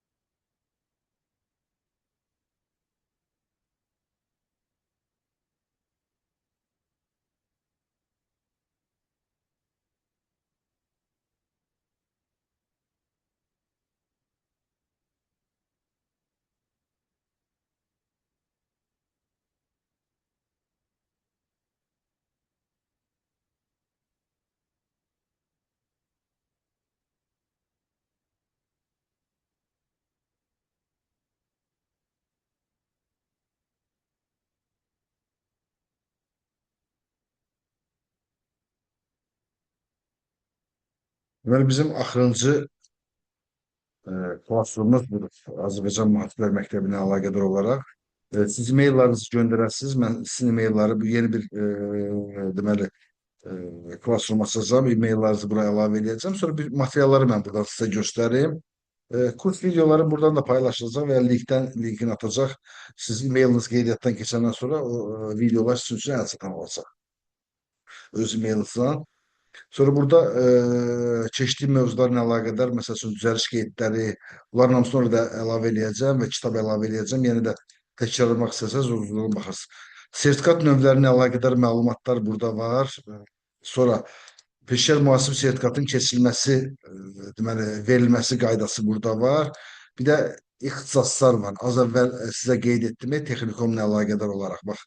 92-ci ildə tanınan ixtisas kodlarıdır, ixtisas şriftləri. Bu ixtisaslardan məzun olmuşsa və deməli 5 illik mühasib təcrübəniz varsa bu imtahana daxil ola bilirsiniz. Sonra üzr istəyirəm, burada başqa nə var? Bəli? Siz bakalavr təhsiliniz var. Var. Ama Hiç başa düşmeyin. Boş verin. Her hansı bir sahada bakalavr təhsiliniz varsa narahat olmayın. Bu texnikum bitirənlər üçündür. Göstərdiyim ixtisaslar. Sonra bizim burada keçdiyimiz bütün məsələlər, işlədiyimiz bütün məsələlər mən Excel formasında sizə göndərəcəm. Həm burada işlədiyim, həm mövzuların hamısını göndərəcəm. Kitabda olan məsələləri Excel formasında məndə var, bunları da sizə göndərəcəm. Excel üzərində burada bizim bütün məsələlərimiz var. Sonra gəldik MHPC standart və qanunlar. Məsələn, Dövlət İmtahan Mərkəzinin proqramına baxıram. Üzr istəyirəm, MHPC PMS.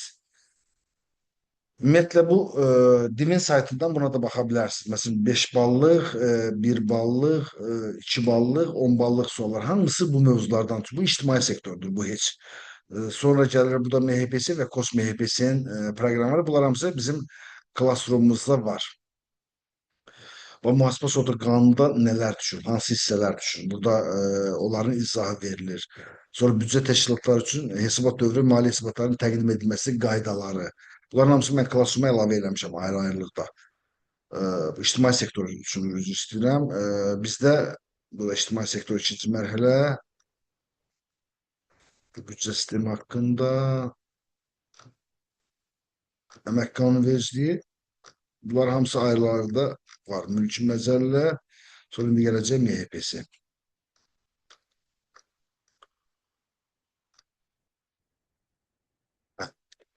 Maliyyə hesabatları üzrə konseptual əsaslar.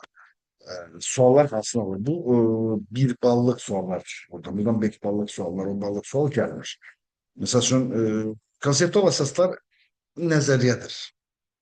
Bunu özünüz oxusaz yaxşı olar. Başqa materiallar da var, burada da var.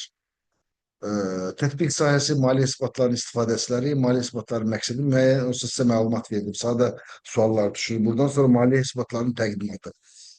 Bundan 10 ballıq sual düşür. Bunu ayrıca işləyəcəyik sizlə. 1 ballıq, 2 ballıq sualda gələ bilər. Mal material ehtiyatını işləyəcəyik. Pul vəsait nəşri haqqında hesabat MUBS 7 10 ballıq sual gələcək. Uçot siyasətləri, uçot qiymətləndirməsi dəyişikliklər və səhvlər. 8 sayılı standartlar. Bundan 1 ballıq və 2 ballıq sual çıxacaq qarşınıza. Başqa bir sizə proqramda göstərəcəm. Hesabat dövründən sonra baş verən hadisələr, mənfəət vericisi 5 ballıq və 1 ballıq, 2 ballıq sual qarşınıza çıxa bilər. TT-yə deyərdim ki, mal material ehtiyatları və TT-yə hər imtahanda düşəcək. Hər imtahanda 5 ballıq sual qarşınıza çıxacaq. Eyni zamanda 1 ballıq və 2 ballıq sual qarşınıza çıxa bilər. Bunun arxasını yazmadı. Sonra bunlardan deməli əlaqəli məlumatlar açıqlanması, fərdi maliyyə hesabatları, yenə 1 ballıq, 2 ballıq, konsolidasiya aslı müəssisələrə, hiperinflyasiya, maliyyə alətləri 5 ballıq sual düşəcək mütləq. Səhm üzrə mənfəətdən 5 ballıq sual düşmür. Aktivin qiymətdən düşməsi 5 ballıq sual. Yenə deyirəm, proqram komitənin seçməsindən asılıdır. Ola bilər, elə imtahan var, aktivin qiymətdən düşməsi düşmür, elə imtahan var, düşür. Sonra Yaradılmış ehtiyat fondları 37 sayılı standartlı mütləq 5 ballıq sual gəlir. Belə deyim də, hər üç imtahandan ikisində gəlmə ehtimalı var bu mövzu. Maraqlı mövzudur. Qeyri-maddi aktivlər son zamanları yaman deyərdim ki, hər imtahanda düşür.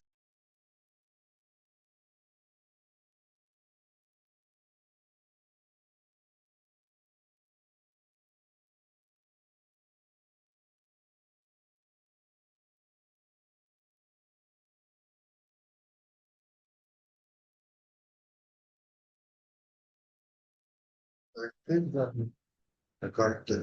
Dur kesilme de görürsün. Rekord gedib də baxmışdı. Sonra rekord gedib. Çok çeriz. Yerdən anlıq gedib gəldim. Burada başka bir kelime ihtiyaç yok da. Esas bağlayıram. Yolu bağlamayın. Muhtar elimde. Yox, dərs gedib. Tamamdır. Və onu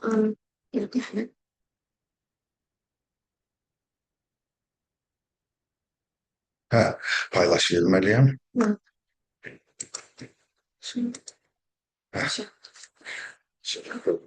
Üzür hesap edin, internette nasıl problem oldu? Rekord da gelir ha. Qeyri-maddi aktivlər dediyimiz için 5 ballıq gələcək. Bu ne göre? Açmıyor bu sayfaları. Qiymətlənməsi, təbii ehtiyatların kəşfiyyatı, maliyyə alətləri, bunlardan 1 ballıq sual gəlir, sonra konsolidasiya 10 ballıq sual gəlir. Mütləq yəni buna görə istəmirəm vaxtımızı biraz şeydir. Proqram olsa sizdə var. 40-cı sual MHPC-də burada deməli sual gəlir. Resurslar və nəticələr metodu və mühasibə sortunun aparılması qaydası. Bu birbaşa qanuna linkini qoymuşam, buna baxmalısınız. Vaxtınız varsa bu üzr istəyirəm. Bu sonra memorial order formasında sintetik çotun deməli nədir bu?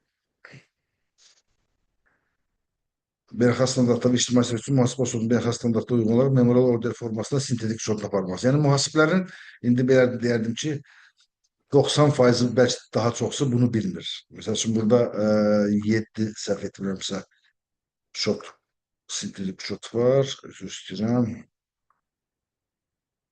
Sadəcə bunlar qaydalar. Mesela imtahanda 1 ballıq olaraq proqramda var. Sizə düşə bilər. Təmir məsrəfləri mühasibə sortuna əks etdirilməsi var. Aktiv öhdəliklərin inventarizasiyası var. Bu keçdi standartlara, icarələr, bütün standartların hamısını bura koymuşam. Bütün standartların MUPS-un ümumi linkini bura koymuşam Maliyyə Nazirliyində. Mesela üzerine varanda istediğiniz standartı buradan indirip okuyabilirsiniz. Zaten kitabda biz keçəcəyik bunların əksəriyyətini kitabda keçəcəyik ama vaxtınız varsa tövsiyə olunandır oxumağınız. Biləm, hamı mühasiblər vaxtdan hər zaman problem yaradır. Sonra burada ne var idi? Mühasibə hakkında qanun. Mesela bu kanunu açın. Bu kanunda özür istəyirəm. Mühasibə Sulhları Qanunun tətbiq edilməsi Azərbaycan Prezidentin fərmanı var. Məsələn, burada ola bilər ki, buradan 1 ballıq suallar qarşınıza çıxa bilər. Çünki proqramın içində var. Sonra bunun üzərində çox vaxt itirməyim. Burada dərs materialları mən ümumi dərs materiallarını yükləmişəm. Deməli, bizə bu kitabda məsələlər var. İndi o məsələyə baxacağam.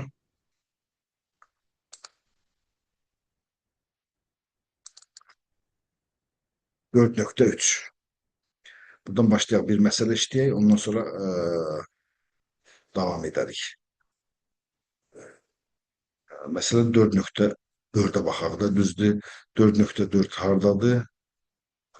Səhifə 60-da.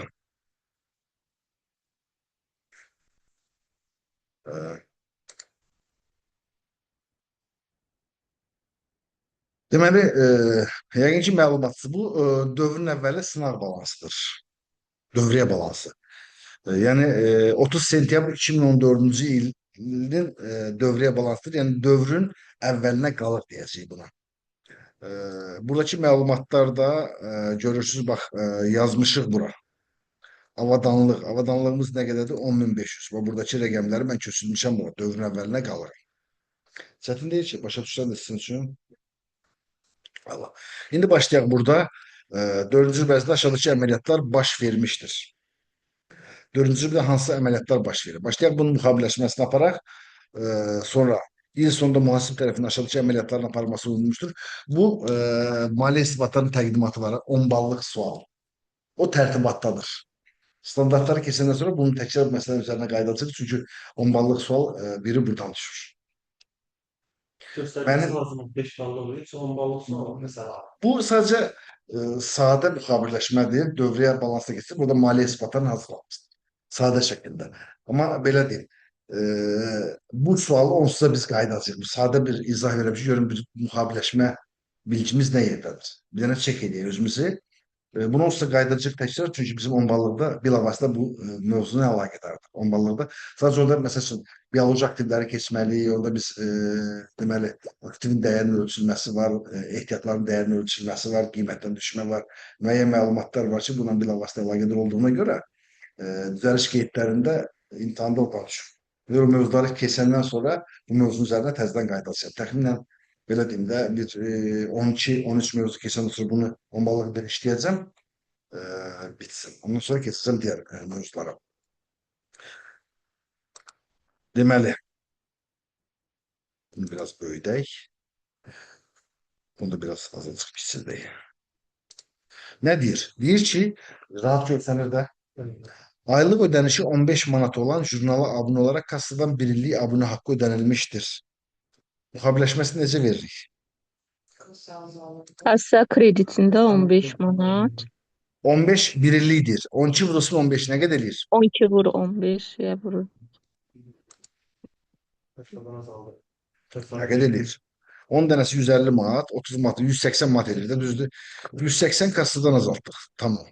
Sonra Jurnala, hopsla lazımdır. Orada evlilik kanunu bax bu dostlar Öhdəliyin debitində əslində bu bir növ bayaq mən dediyim məsrəf məsələsidir. Əvvəlcə ödənilmiş xərcdir. 242. Çünki bu bizim alacağımızdır qarşı tərəfdən. Qarşı tərəf elə pulu bizə bu xidməti bizə belə deyim də Azərbaycan Mühasibə Məktəbi deyək ki sizdən 3 aylıq kursun pulunu aldı. Ya 5 aylıq kursun pulunu qabaqcadan aldı. Sizin əslində o sizin xərcinizdirmi? Deyək 100 manatdır, 5 aylıq 500 manat sizdən alıb. 500 manat sizin üçün nədir? Məsrəf. Xərc deyil də. Niyə görə? Çünki o xidməti almamışsınız. Yəni alacağınızdır da. Düzdürmü? Aktivinizdir. Azərbaycan Mühasibə Məktəbinin karşısındadır.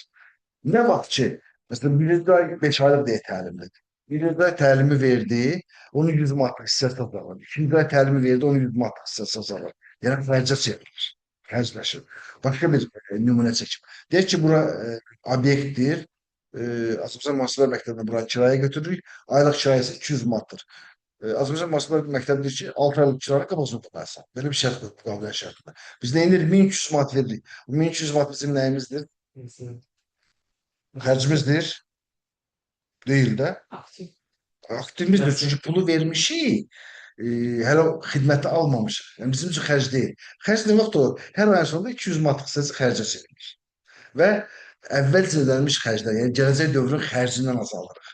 Gələcək dövrün xərci bizim üçün nədir? Aktivdir. Yəni alacağımız şəkildədir. Bir növ debitorumuzdur da. Düzdürmü? Buna da o şəkildə baxırıq. Ona görə mən bu hissədən başladım ki, sadəcə bir məsələyə buradan baxaq. Deməli, 15 manat olan, bunu 180 manat burada. Bu bizim üçün nə oldu? Əvvəlcədən ödənilmiş və yaxud gələcək dövrün əmək haqqı xərci, belə deyək. Düzdür, üzr istəyirəm, abunə xərci. Burada tapırıq, mən belə qeyd eləmişəm, çünki buna alışmışam. Əvvəlcədən ödənilmiş abunə xərci. Əvvəlcədən ödənilmiş abunə xərcinin arasında yazacaq debitini. Çünki bir növ debitor rolundadır. Balansda aktiv tərəfdə dayanacaq. Əvvəlcədən ödənilmiş xərc. Düzdür? Buraya yazıram 180 manat. Düzdürmü? Bu da mənim tərəzimdir. Aşağıda görürsünüz 180 bərabərdir 180. Debitlə kreditin cəmi burada göstərici olubsa nəyəsə unuduram. Sonra keçdik növbətdir. Manqan MMC ilə 10.000 manat dəyərində nəqliyyat vasitəsinin alınması üzrə müqavilə imzalanıb. Sadəcə burada iqtisadi hadisədir. Müəssəsən maliyyə vəziyyətinə təsir göstərmir əslində. Amma nə deyir? Bu müqaviləyə əsasən 6500 manat avans ödənmişdir. Hardan ödənib? Bank hesabı. Bank hesabından 6500 azaldıram. Düzdür? Qarşılığında hara yazıram bunu? Nəyimdir bu mənim? Bizim avans Əvvəlcə ödənilmiş nəqliyyat vasitəsinin xərcidir. Düzdürmü? Çünki belə bir nəqliyyat verilir, mən Dubayda, Koreyadan maşın alıram. Düzdür? Burada harda var? Avadanlıq Yəqin ki, onlar əvvəl ödənmiş avans. böyük ehtimal olur. Baxım görüm aşağıda əvvəz ödənmiş abunə, əvvəz ödənmiş avadanlıq. Yəqin ki budur. 6500. Yəni gələcək dövrün xərcidir də mənim üçün bir növ. Düzdür? Hələ bu maşın mənə çatmayıb. Sonra rüb ərzində 8000 manat dəyərində xidmət göstərilir. Xidmət göstərilirsə bu nədir? Bir məna olaraq gəlir. Artıq göstərmişik. Pul gəldi, gəlmədi bizim üçün gəlir. Hesabla metoduna görə. Düzdür? Biz onsuz da maliyyə çotunda, kassa metodunda çot aparmaq qadağandır. Standart bizə buna görə qadağan qoyur. Biz nə edirik? 6500 manat hara yazırıq? Üzr istəyirəm. 800 manat hara yazdırırıq? Gəlirə. Gəlir artanda hara yazdırırıq? Kreditdə. Düzdür? Online olanlar dediyimi başa düşürsünüzmü? Bizim üçün bu çox önəmlidir. Bəli, bəli. Bəli, Əla. bəli. Başa düşməyən yoxdur ki, yəni çətinlik olan varsa buna əlaqədar əlavə material göndərə bilərəm. Müəllim, bunları provodkanı eləyəndə onu niyə rəqəmlə yazmamışsınız? Bəli, hesablar planına görə deyirsiniz. Bəli, bəli. Siz hesablar planına görə bilirsiniz onu. Aşağı yuxarı hə. Əla, mən ümumi izah verirəm. Əsas odur ki, mahiyyətini başa düşürsünüz. Məsələn, bizə Bəli, bunun mahiyyət- mahiyyəti... Hə, süper. Hə, Süper. o hesablar Məntiqin- planını Daha yəni rahat əsas olursun. işləmişəm deyən belə tam aydın çatmır mənə. Yox, məntiqin başa düşmək, məsəl üçün, Məntiq hə, anlaşılandı. məntiqin Bəli. əsas başa düşmək mənə lazımdır. Məntiqin başa düşəndə olsa digəri mövzularda izah edəcəm. Mən lazımdır ki, o ikili qeydiyyat anlayışı başa düşək. Məsələn, ola bilsin siz bircədə bu əməliyyatları aparırsınız, bircədə hesab nömrəsində avtomatik çıxır, bilirsiniz ki, müxavirləşmə verir. O məntiqi başa düşək, başqa bir problem yoxdur. Hı -hı. Aydın oldu. Gözəl. Sonra harda qaldıq biz? Gəliri 800 manat tanıdıq. Qarşılığında xidmət haqqının 45% kassaya daxil olub. Nə qədər artır? 45% nə qədər? Kassanın 3600 artırılır. Və geri qalanda bankdır, yoxsa qalan hissəsi il ərzində daxil olacaq. Yəni debitorlar, düzdür? Deməli nə qədərdir? 4400 bizim oldu debitorumuz. Düzdürmü? Debitor borc bunu da debitə yazırıq. Çünki debitor borc artanda debitə yazırıq. Hər əməliyyatdan sonra mən hər ehtimala qarşı bunu yoxlayıram. 14680 bərabərdir 14680. Çünki hər əməliyyatdan sonra debitlərin cəmi kreditlərin cəminə bərabər olmalı, mütləq. Sonra Argon MMC tərəfindən 200 manat dəyərində təmizlik xidməti göstərilib. Artıq xərc var. Xidmət almışıq, düzdür? Deməli, xərcimizə təmizlik xidməti xərcdir, ümumi xərcə də yaza bilərik. Hə, təmizlik xidməti xərc artanda debitə yazılır, düzdürmü? Nə qədər? 200 manat. Debitə yazdıq. Xidmət haqqının 120 manatı kassadan azalıb, kassadan gedib. Deməli, kassadan 120 manat azaldacağıq. 80 manat nədir? Bəli, kreditor borcu. Yəni öhdəliyimizi 80 manat artırırıq. Kreditor borcu var burada. Öhdəlik kreditor borcu. Bunda kreditinə yazırıq. Bəli, əla, süper. Debit kreditə bərabər oldu. Sonra bitdi. Bu dövrdə olan əməliyyatlar bunlardır. İndi keçək düzəliş qeydləri. Mühasib tərəfindən edilən səhvləri düzəldək. Bank hesabından qısa müddətli kreditor borcları 1000 manatlıq hissəsi ödənilmişdir. Baxın, qısa müddətli kreditor borc burada hansılardır? Baxın, qısa müddətli kreditor, deməli 4800 bizim borcumuz var idi. Bunun nə qədərsini ödədik? 1000 manatını ödədik. Amma unutub mühasib, düzəltməyib. Ona görə düzəliş qeyd edirik. Kreditor borcları 1000 manat azaldırır. Üzr istəyirəm, mən səhv elədim. 1000 manat azaldırıq. Qarşılığında hardan ödədi bunu? Bank hesabın 1000 manat azaldırıq. Debit kreditə bərabər oldu. Xidmət haqqısı əvəzlə alınmış 2450 manatlıq işin 40% müştəriyə təhvil verilmişdir. Bu hardadır? Əvvəlki dövriyyə cədvəlinə baxırıq. Deməli, dövriyyə cədvəlində 2450 manatlıq bir əvvəlcə alınmış pul olmalıdır bizə. Nə qədərdir? 2450 manat. Gələcək dövrün gəliri. Yəni, pulu qabaqcdan almışıq, amma o xidməti göstərməmişik. Özündə bunu tanıyıb. O zaman bir növ öhdəlikdir. Bəli, müəssisə üçün bir növ öhdəlikdir. O öhdəliklərin içində yer alır. Bu görürsüz, kreditor borclarının altında yer alır. 2400 manatın deməli əvvəl ödənilmiş üzr istəyirəm. Bu bizim üçün qazanmamış gəlirdir də. Gələcək dövrün gəliri eyni zamanda bizim üçün qazanmamış gəlirdir. 2450 manatın nə qədərsini azaldırıq? 40% müştəriyə təhvil. 40% nə qədər eləyir? 980 manat. Bunu gələcək dövrün gəliri də yaza bilərəm. Amma yəni heç eyni məntiq, sadəcə məntiq əsaslı deyirəm də. Bu bizim üçün nə idi? Öhdəlik idi, düzdür? Deməli biz öhdəlik yazaldıq. Öhdəlik yazılanda hara yazılır? Debitdə. Bəli, Debitdə. öhdəlik yazılanda debitə yazılır. Hı hı. Debitə nə qədər yazdırıq, nə qədər dediniz? 40% 980 manat. Aydın olmadı. Siz kalın. Yo, aydın olmaz. Yürümez başında. Kanunu da başa düşməsi sonuçta narahat olma. Yəni işimiz burada öyrənməkdir də. Nə bax belə deyim. Bax bu burada. Bax bu burada. Dövrün əvvəli dövriyyə balansında var.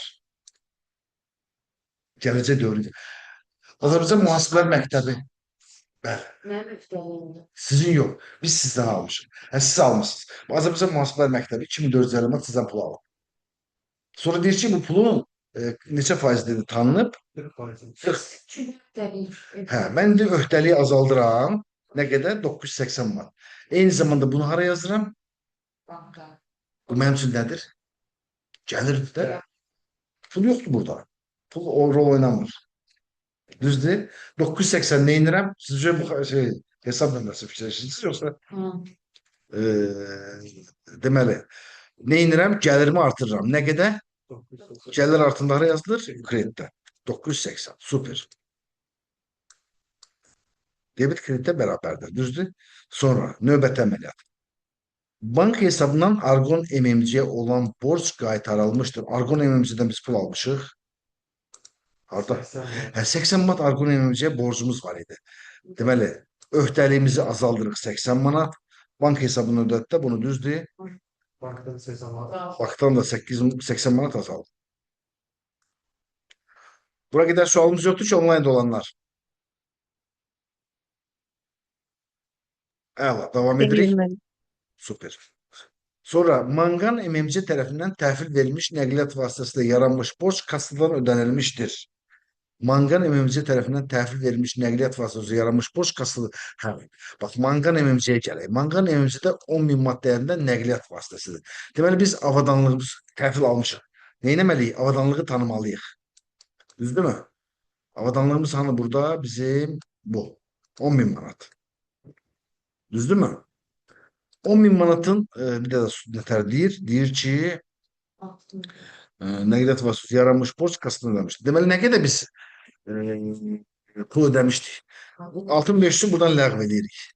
6500 hissəsi getdi. Çünki qabaq ödəmişdik bunu. Düzdürmü? Geri qalan 3500 hissəsini hardan ödəyirik? Kassadan. Kassadan. Kassadan. Kassaya da yazırıq 3500.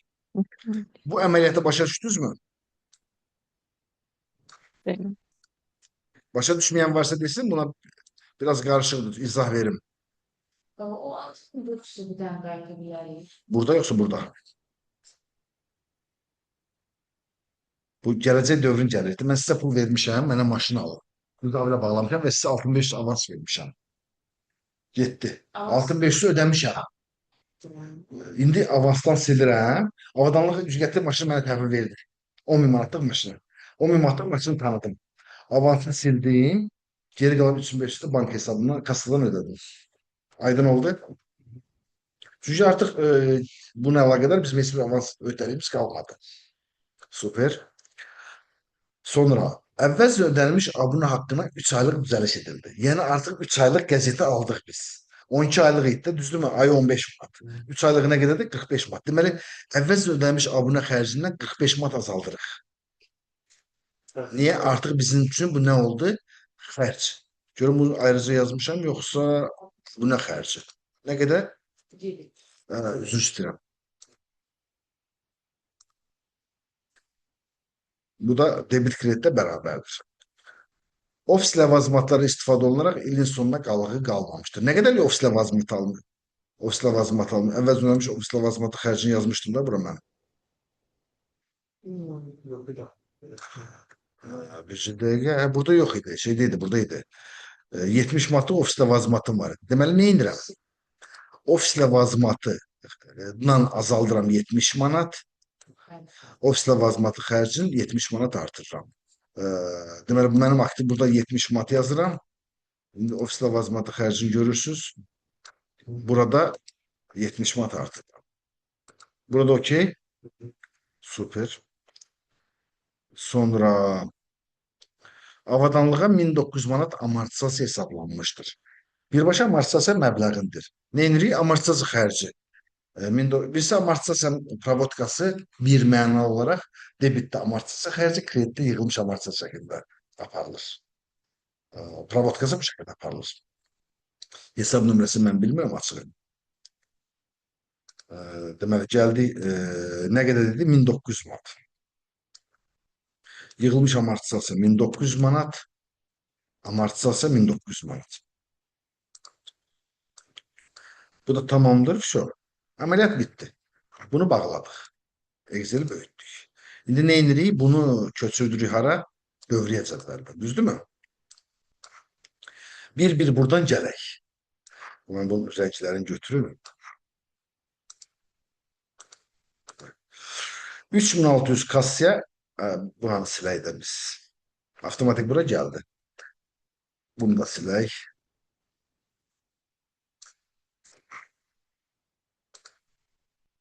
Deməli, nə edirəm? Kassa 3600, 3800. Kassa debitə 3600, kreditdə 3800. Düzdürmü? Sonra zaten 28955 olmalıdır bunun cəmi, o buradakı rəqəmlər. 28955 olmasa deməli harasa səhv etmişik, düzgün göstərmişik. Sonra ikinci, banka 7580 manat. Azalma veririk. 1580 manat. Sonra dövr ərzində baş verənlər ora qeyd edilir. Üçüncü, ofis ləvazimatı 70 manat azalma veririk. Ofis ləvazimatı 70 manat azalma veririk. Sonra amortisasiya avadanlıq 1900 manat. Avadanlıq amortisasiya ama xərc hissəsində amortisasiya xərci onu aşağıda göstərəcək. Mən bunu sildim axı. Aşağı silməmişdim. Aşağı silməmişdim. Bunlar 3 dənəsini yazmışdım da, düzdür? Yoxsa ofis ləvazimatına üçün yazmışdım, doğru. Deməli, bunun rəngini dəyişim, sonra unutmayayım.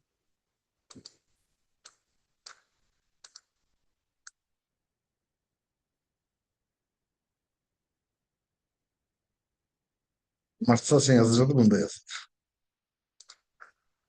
1900 manat amortisasiya xərci, debitə yazdıram, xərclər debitə yazdır, yığılmış amortisasiya kreditə yazdır, 1900 manat. Düzdür? Sonra burada nə var? Debitor borc debitə 4400 manat, debitor borcun debitinə 4400 manat, sonra avadanlıq 10.000 manat, burada bir dənə avadanlıq var idi, debitə 10.000 manat yazaq.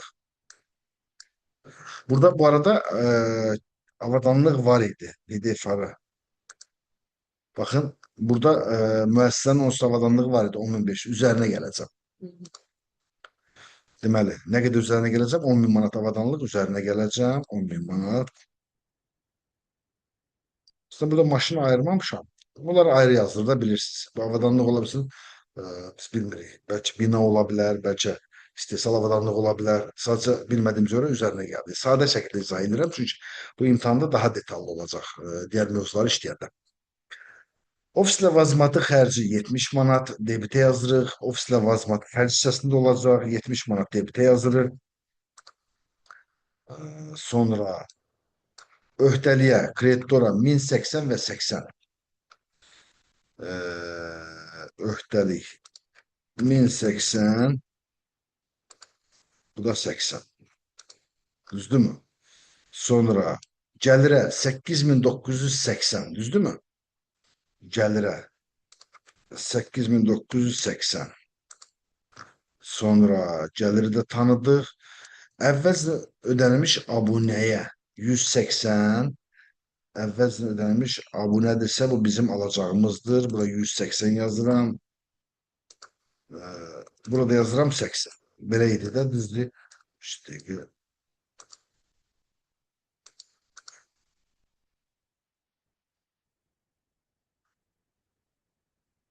ben biraz böyle bir xəstəliyim var. Xırda bir şey görünür düzəltməliyəm. 1080, 80 hansıydı o? Ha, 45 lira var, 180 değil. 180'e 45. Bak, 45. Sonra 6500, 6500. Əvvəl ödənilmiş avadanlığın pulu. 6500, 6500. Düzdür? 980 nədir? Qazanmamış gəliri və gələcək dövrün gəliri eyni şeydir. Bu bizim bir növ öhdəliyimizdir də. Nə qədər deyil? 980. Düzdür? Çünki öhdəliyimizi azaltdıq. Təmizlik xidmət xərci 200 manat. Sonra burada nə qaldı? 2 dənə bir şey qalır. Təmizlik xidmət xərci 200 manatı qeyd etdik. Abunə xərci 45 manat. Düzdür? Abunə xərci bu da olacaq 45 manat. Bunu yazdım axı mən. Nə vaxt yazdım? Hə, 28.955, 28.955. Düzdür? İndi dövrün sonuna dövriyyə cədvəlinin dövrün sonuna qalıq düzəltirik. Dövrün əvvəlinə DT-ləri toplayırıq, KT-ləri toplayırıq, böyükdən kiçiyi çıxırıq, böyük tərəfə yazırıq. Mən bunun ən rahat variantı Excel-də belə hazırlayıram. Plus bu bərabərdir bu. Plus bu. Niyə bunu belə yazıram? Deyəcəm. Axıra qədər gətirirəm. Böyükdən kiçiyi çıxıram. 5700 burada deyil. Çıxılsın nə? 3800. Düzdür? 3800'ü buradan sildim. Aydın oldu. Rahat sürətli olması üçün. 7580. Bunu buradan sildim. Bunlar heç. 180 çıxılsın 45. Çıxılsın 45. 45'i buradan silirəm. 6500'ləri silirəm. Yerinə 0 yazıram. Bunlar getdi. 70'ləri silirəm. Yerinə 0 yazıram. 4880. Böyük tərəf burada kredi tərəfdir. Çıxılsın 1080. Düzdürmü? 1080'i buradan silirəm. 2450'den çıxıram 980. 980'i buradan silirəm. Ne kaldı burada? Başka hissə. 33.500'dən 33.500'də bitti. Bundan sonrası zaten mənfəətdir. Mənfəətlə əlaqəli birinci mənfəət hesabatını, birinci gəliri götürülür buradan. Gəlir hissəsini bunları yaşıl eləmək, fərqli rəng eləyək. Gəliri və xərcləri götürüb yazıram. Gəlirlərdən xərci çıxıram. Bax, bu gəlirdən xərci çıxdı. Bizə nəyi verdi? Bölüşməmiş mənfəəti verdi. Bölüşməmiş mənfəət hara gedir? Kapital dəyişikliklər haqqında hesabat, amma burada kapital bölməsi var. Kapital 8140, 470, bölüşməmiş zərərimiz var idi 1450 və 12145. Bunların fərqi əslində yazılmalıdır ora, düzdür? Bölüşməmiş mənfəət elədi bunu. Bundan onu çıxdım. Bunların da rəngini gördürəm ki, bu məlumatları da götürmüşəm. Baxın. Gördünüz, 12145'dən 1450'ni çıxmışam. Olub bölüşməmiş mənfəət. Bölüşməmiş zərər getdi işinə. Sonra üçüncü növbəti gəldi balans hesabatı. Balans hesabatı zaten debitləri buraya yazmışam, kreditləri buraya yazmışam. Bir dənə burada yığılmış amortizasiya avadanlığın mötərizə yazmışam ki, balans dəyərini göstərməsi üçün. Ya bunu 20500 çıxılsın 3790 və yaxud da ki 2500 mötərizədə 3790 şəkildə. Hətta müəssisələrin balans hesabatına baxanda bu şəkildə göstərir. Çünki nə qədər yığılmış amortizasiya olduğu mötərizədə göstərir.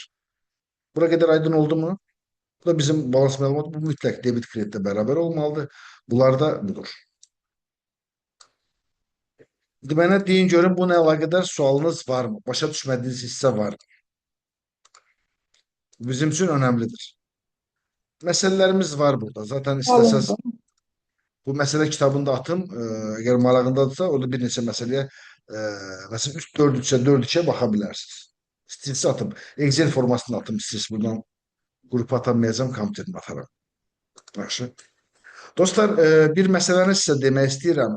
Bizdə hal-hazırda elan getdiyinə görə mənə buradan dedilər ki, onsuz da bizim növbəti bir neçə günə bizim cədvəlimiz açıqlanacaq. Nəzərdə tutduğumuz bir 60 saat üzəri dərs keçməkdir sizə. Yenə deyirəm, mən dərs keçməklə əlaqədar mənim problemim yoxdur. Bu 60 saat, 70 saat da ola bilər. Yəni, sizə nə qədər ehtiyac varsa, mən əlavə dərs qoymağa meyilliyəm. Yay aylarında ola bilsin müəyyən bir-iki dərsimiz onlayn keçə bilər və yaxud da ki, qarşılıqlı razılıq əsasına təxirə salıb başqa günə qoya bilər. Yəni, normaldır şeylərdə. Mən çalışacağım ki, dərslərimiz əyani olsun, sizə əyani qatılın. Çünki əyani qatılanda insan daha rahat başa düşür. Düzdür, rayondan qatılan ola bilər, işi ola bilər, onlayn qatılsın. Kursdan dedilər ki, bu 5-ci gün dərsi keçmək niyə? Çünki elan gedir, yeni qatılımcılar olacaq. Mövzu çox açılmır bunlara. Lazım olsa növbəti dərslərdə əlavə dərslər qoyarıq. Əgər imtahanın vaxtı noyabra təyin olunsa, biraz onu daha uzun tutacağıq. Biraz daha qabağa çəksə, biraz daha dərslərimizi intensivləşdirəcəyik. Mən əlavə dərslər qoyacağım. Tutaq ki, 2-ci, 5-ci mövzunu işlədik, 6-cı gün vaxtımız var. Hə, burada vaxt olar, burada olmaz onlayn məsələ həlli. Əlavə məsələ həlli. Dərsdən kənar. Onlar da rekord olacaq, sizə göndəriləcək. Yəni, bu şəkildə əlavə dərslə əlaqədar problemimiz yoxdur. Əsas odur ki, siz mövzuları öyrənin. Yeni mövzuları öyrənməzsə, mən yeni mövzuya keçməyəcəm. Bunu da başdan deyim sizə. Çünki mənə lazım olan, amma proqramı çatdırmalıyam, onu da deyim. Çünki mən bir nömrə məsuliyyətim proqramı bitirməkdir.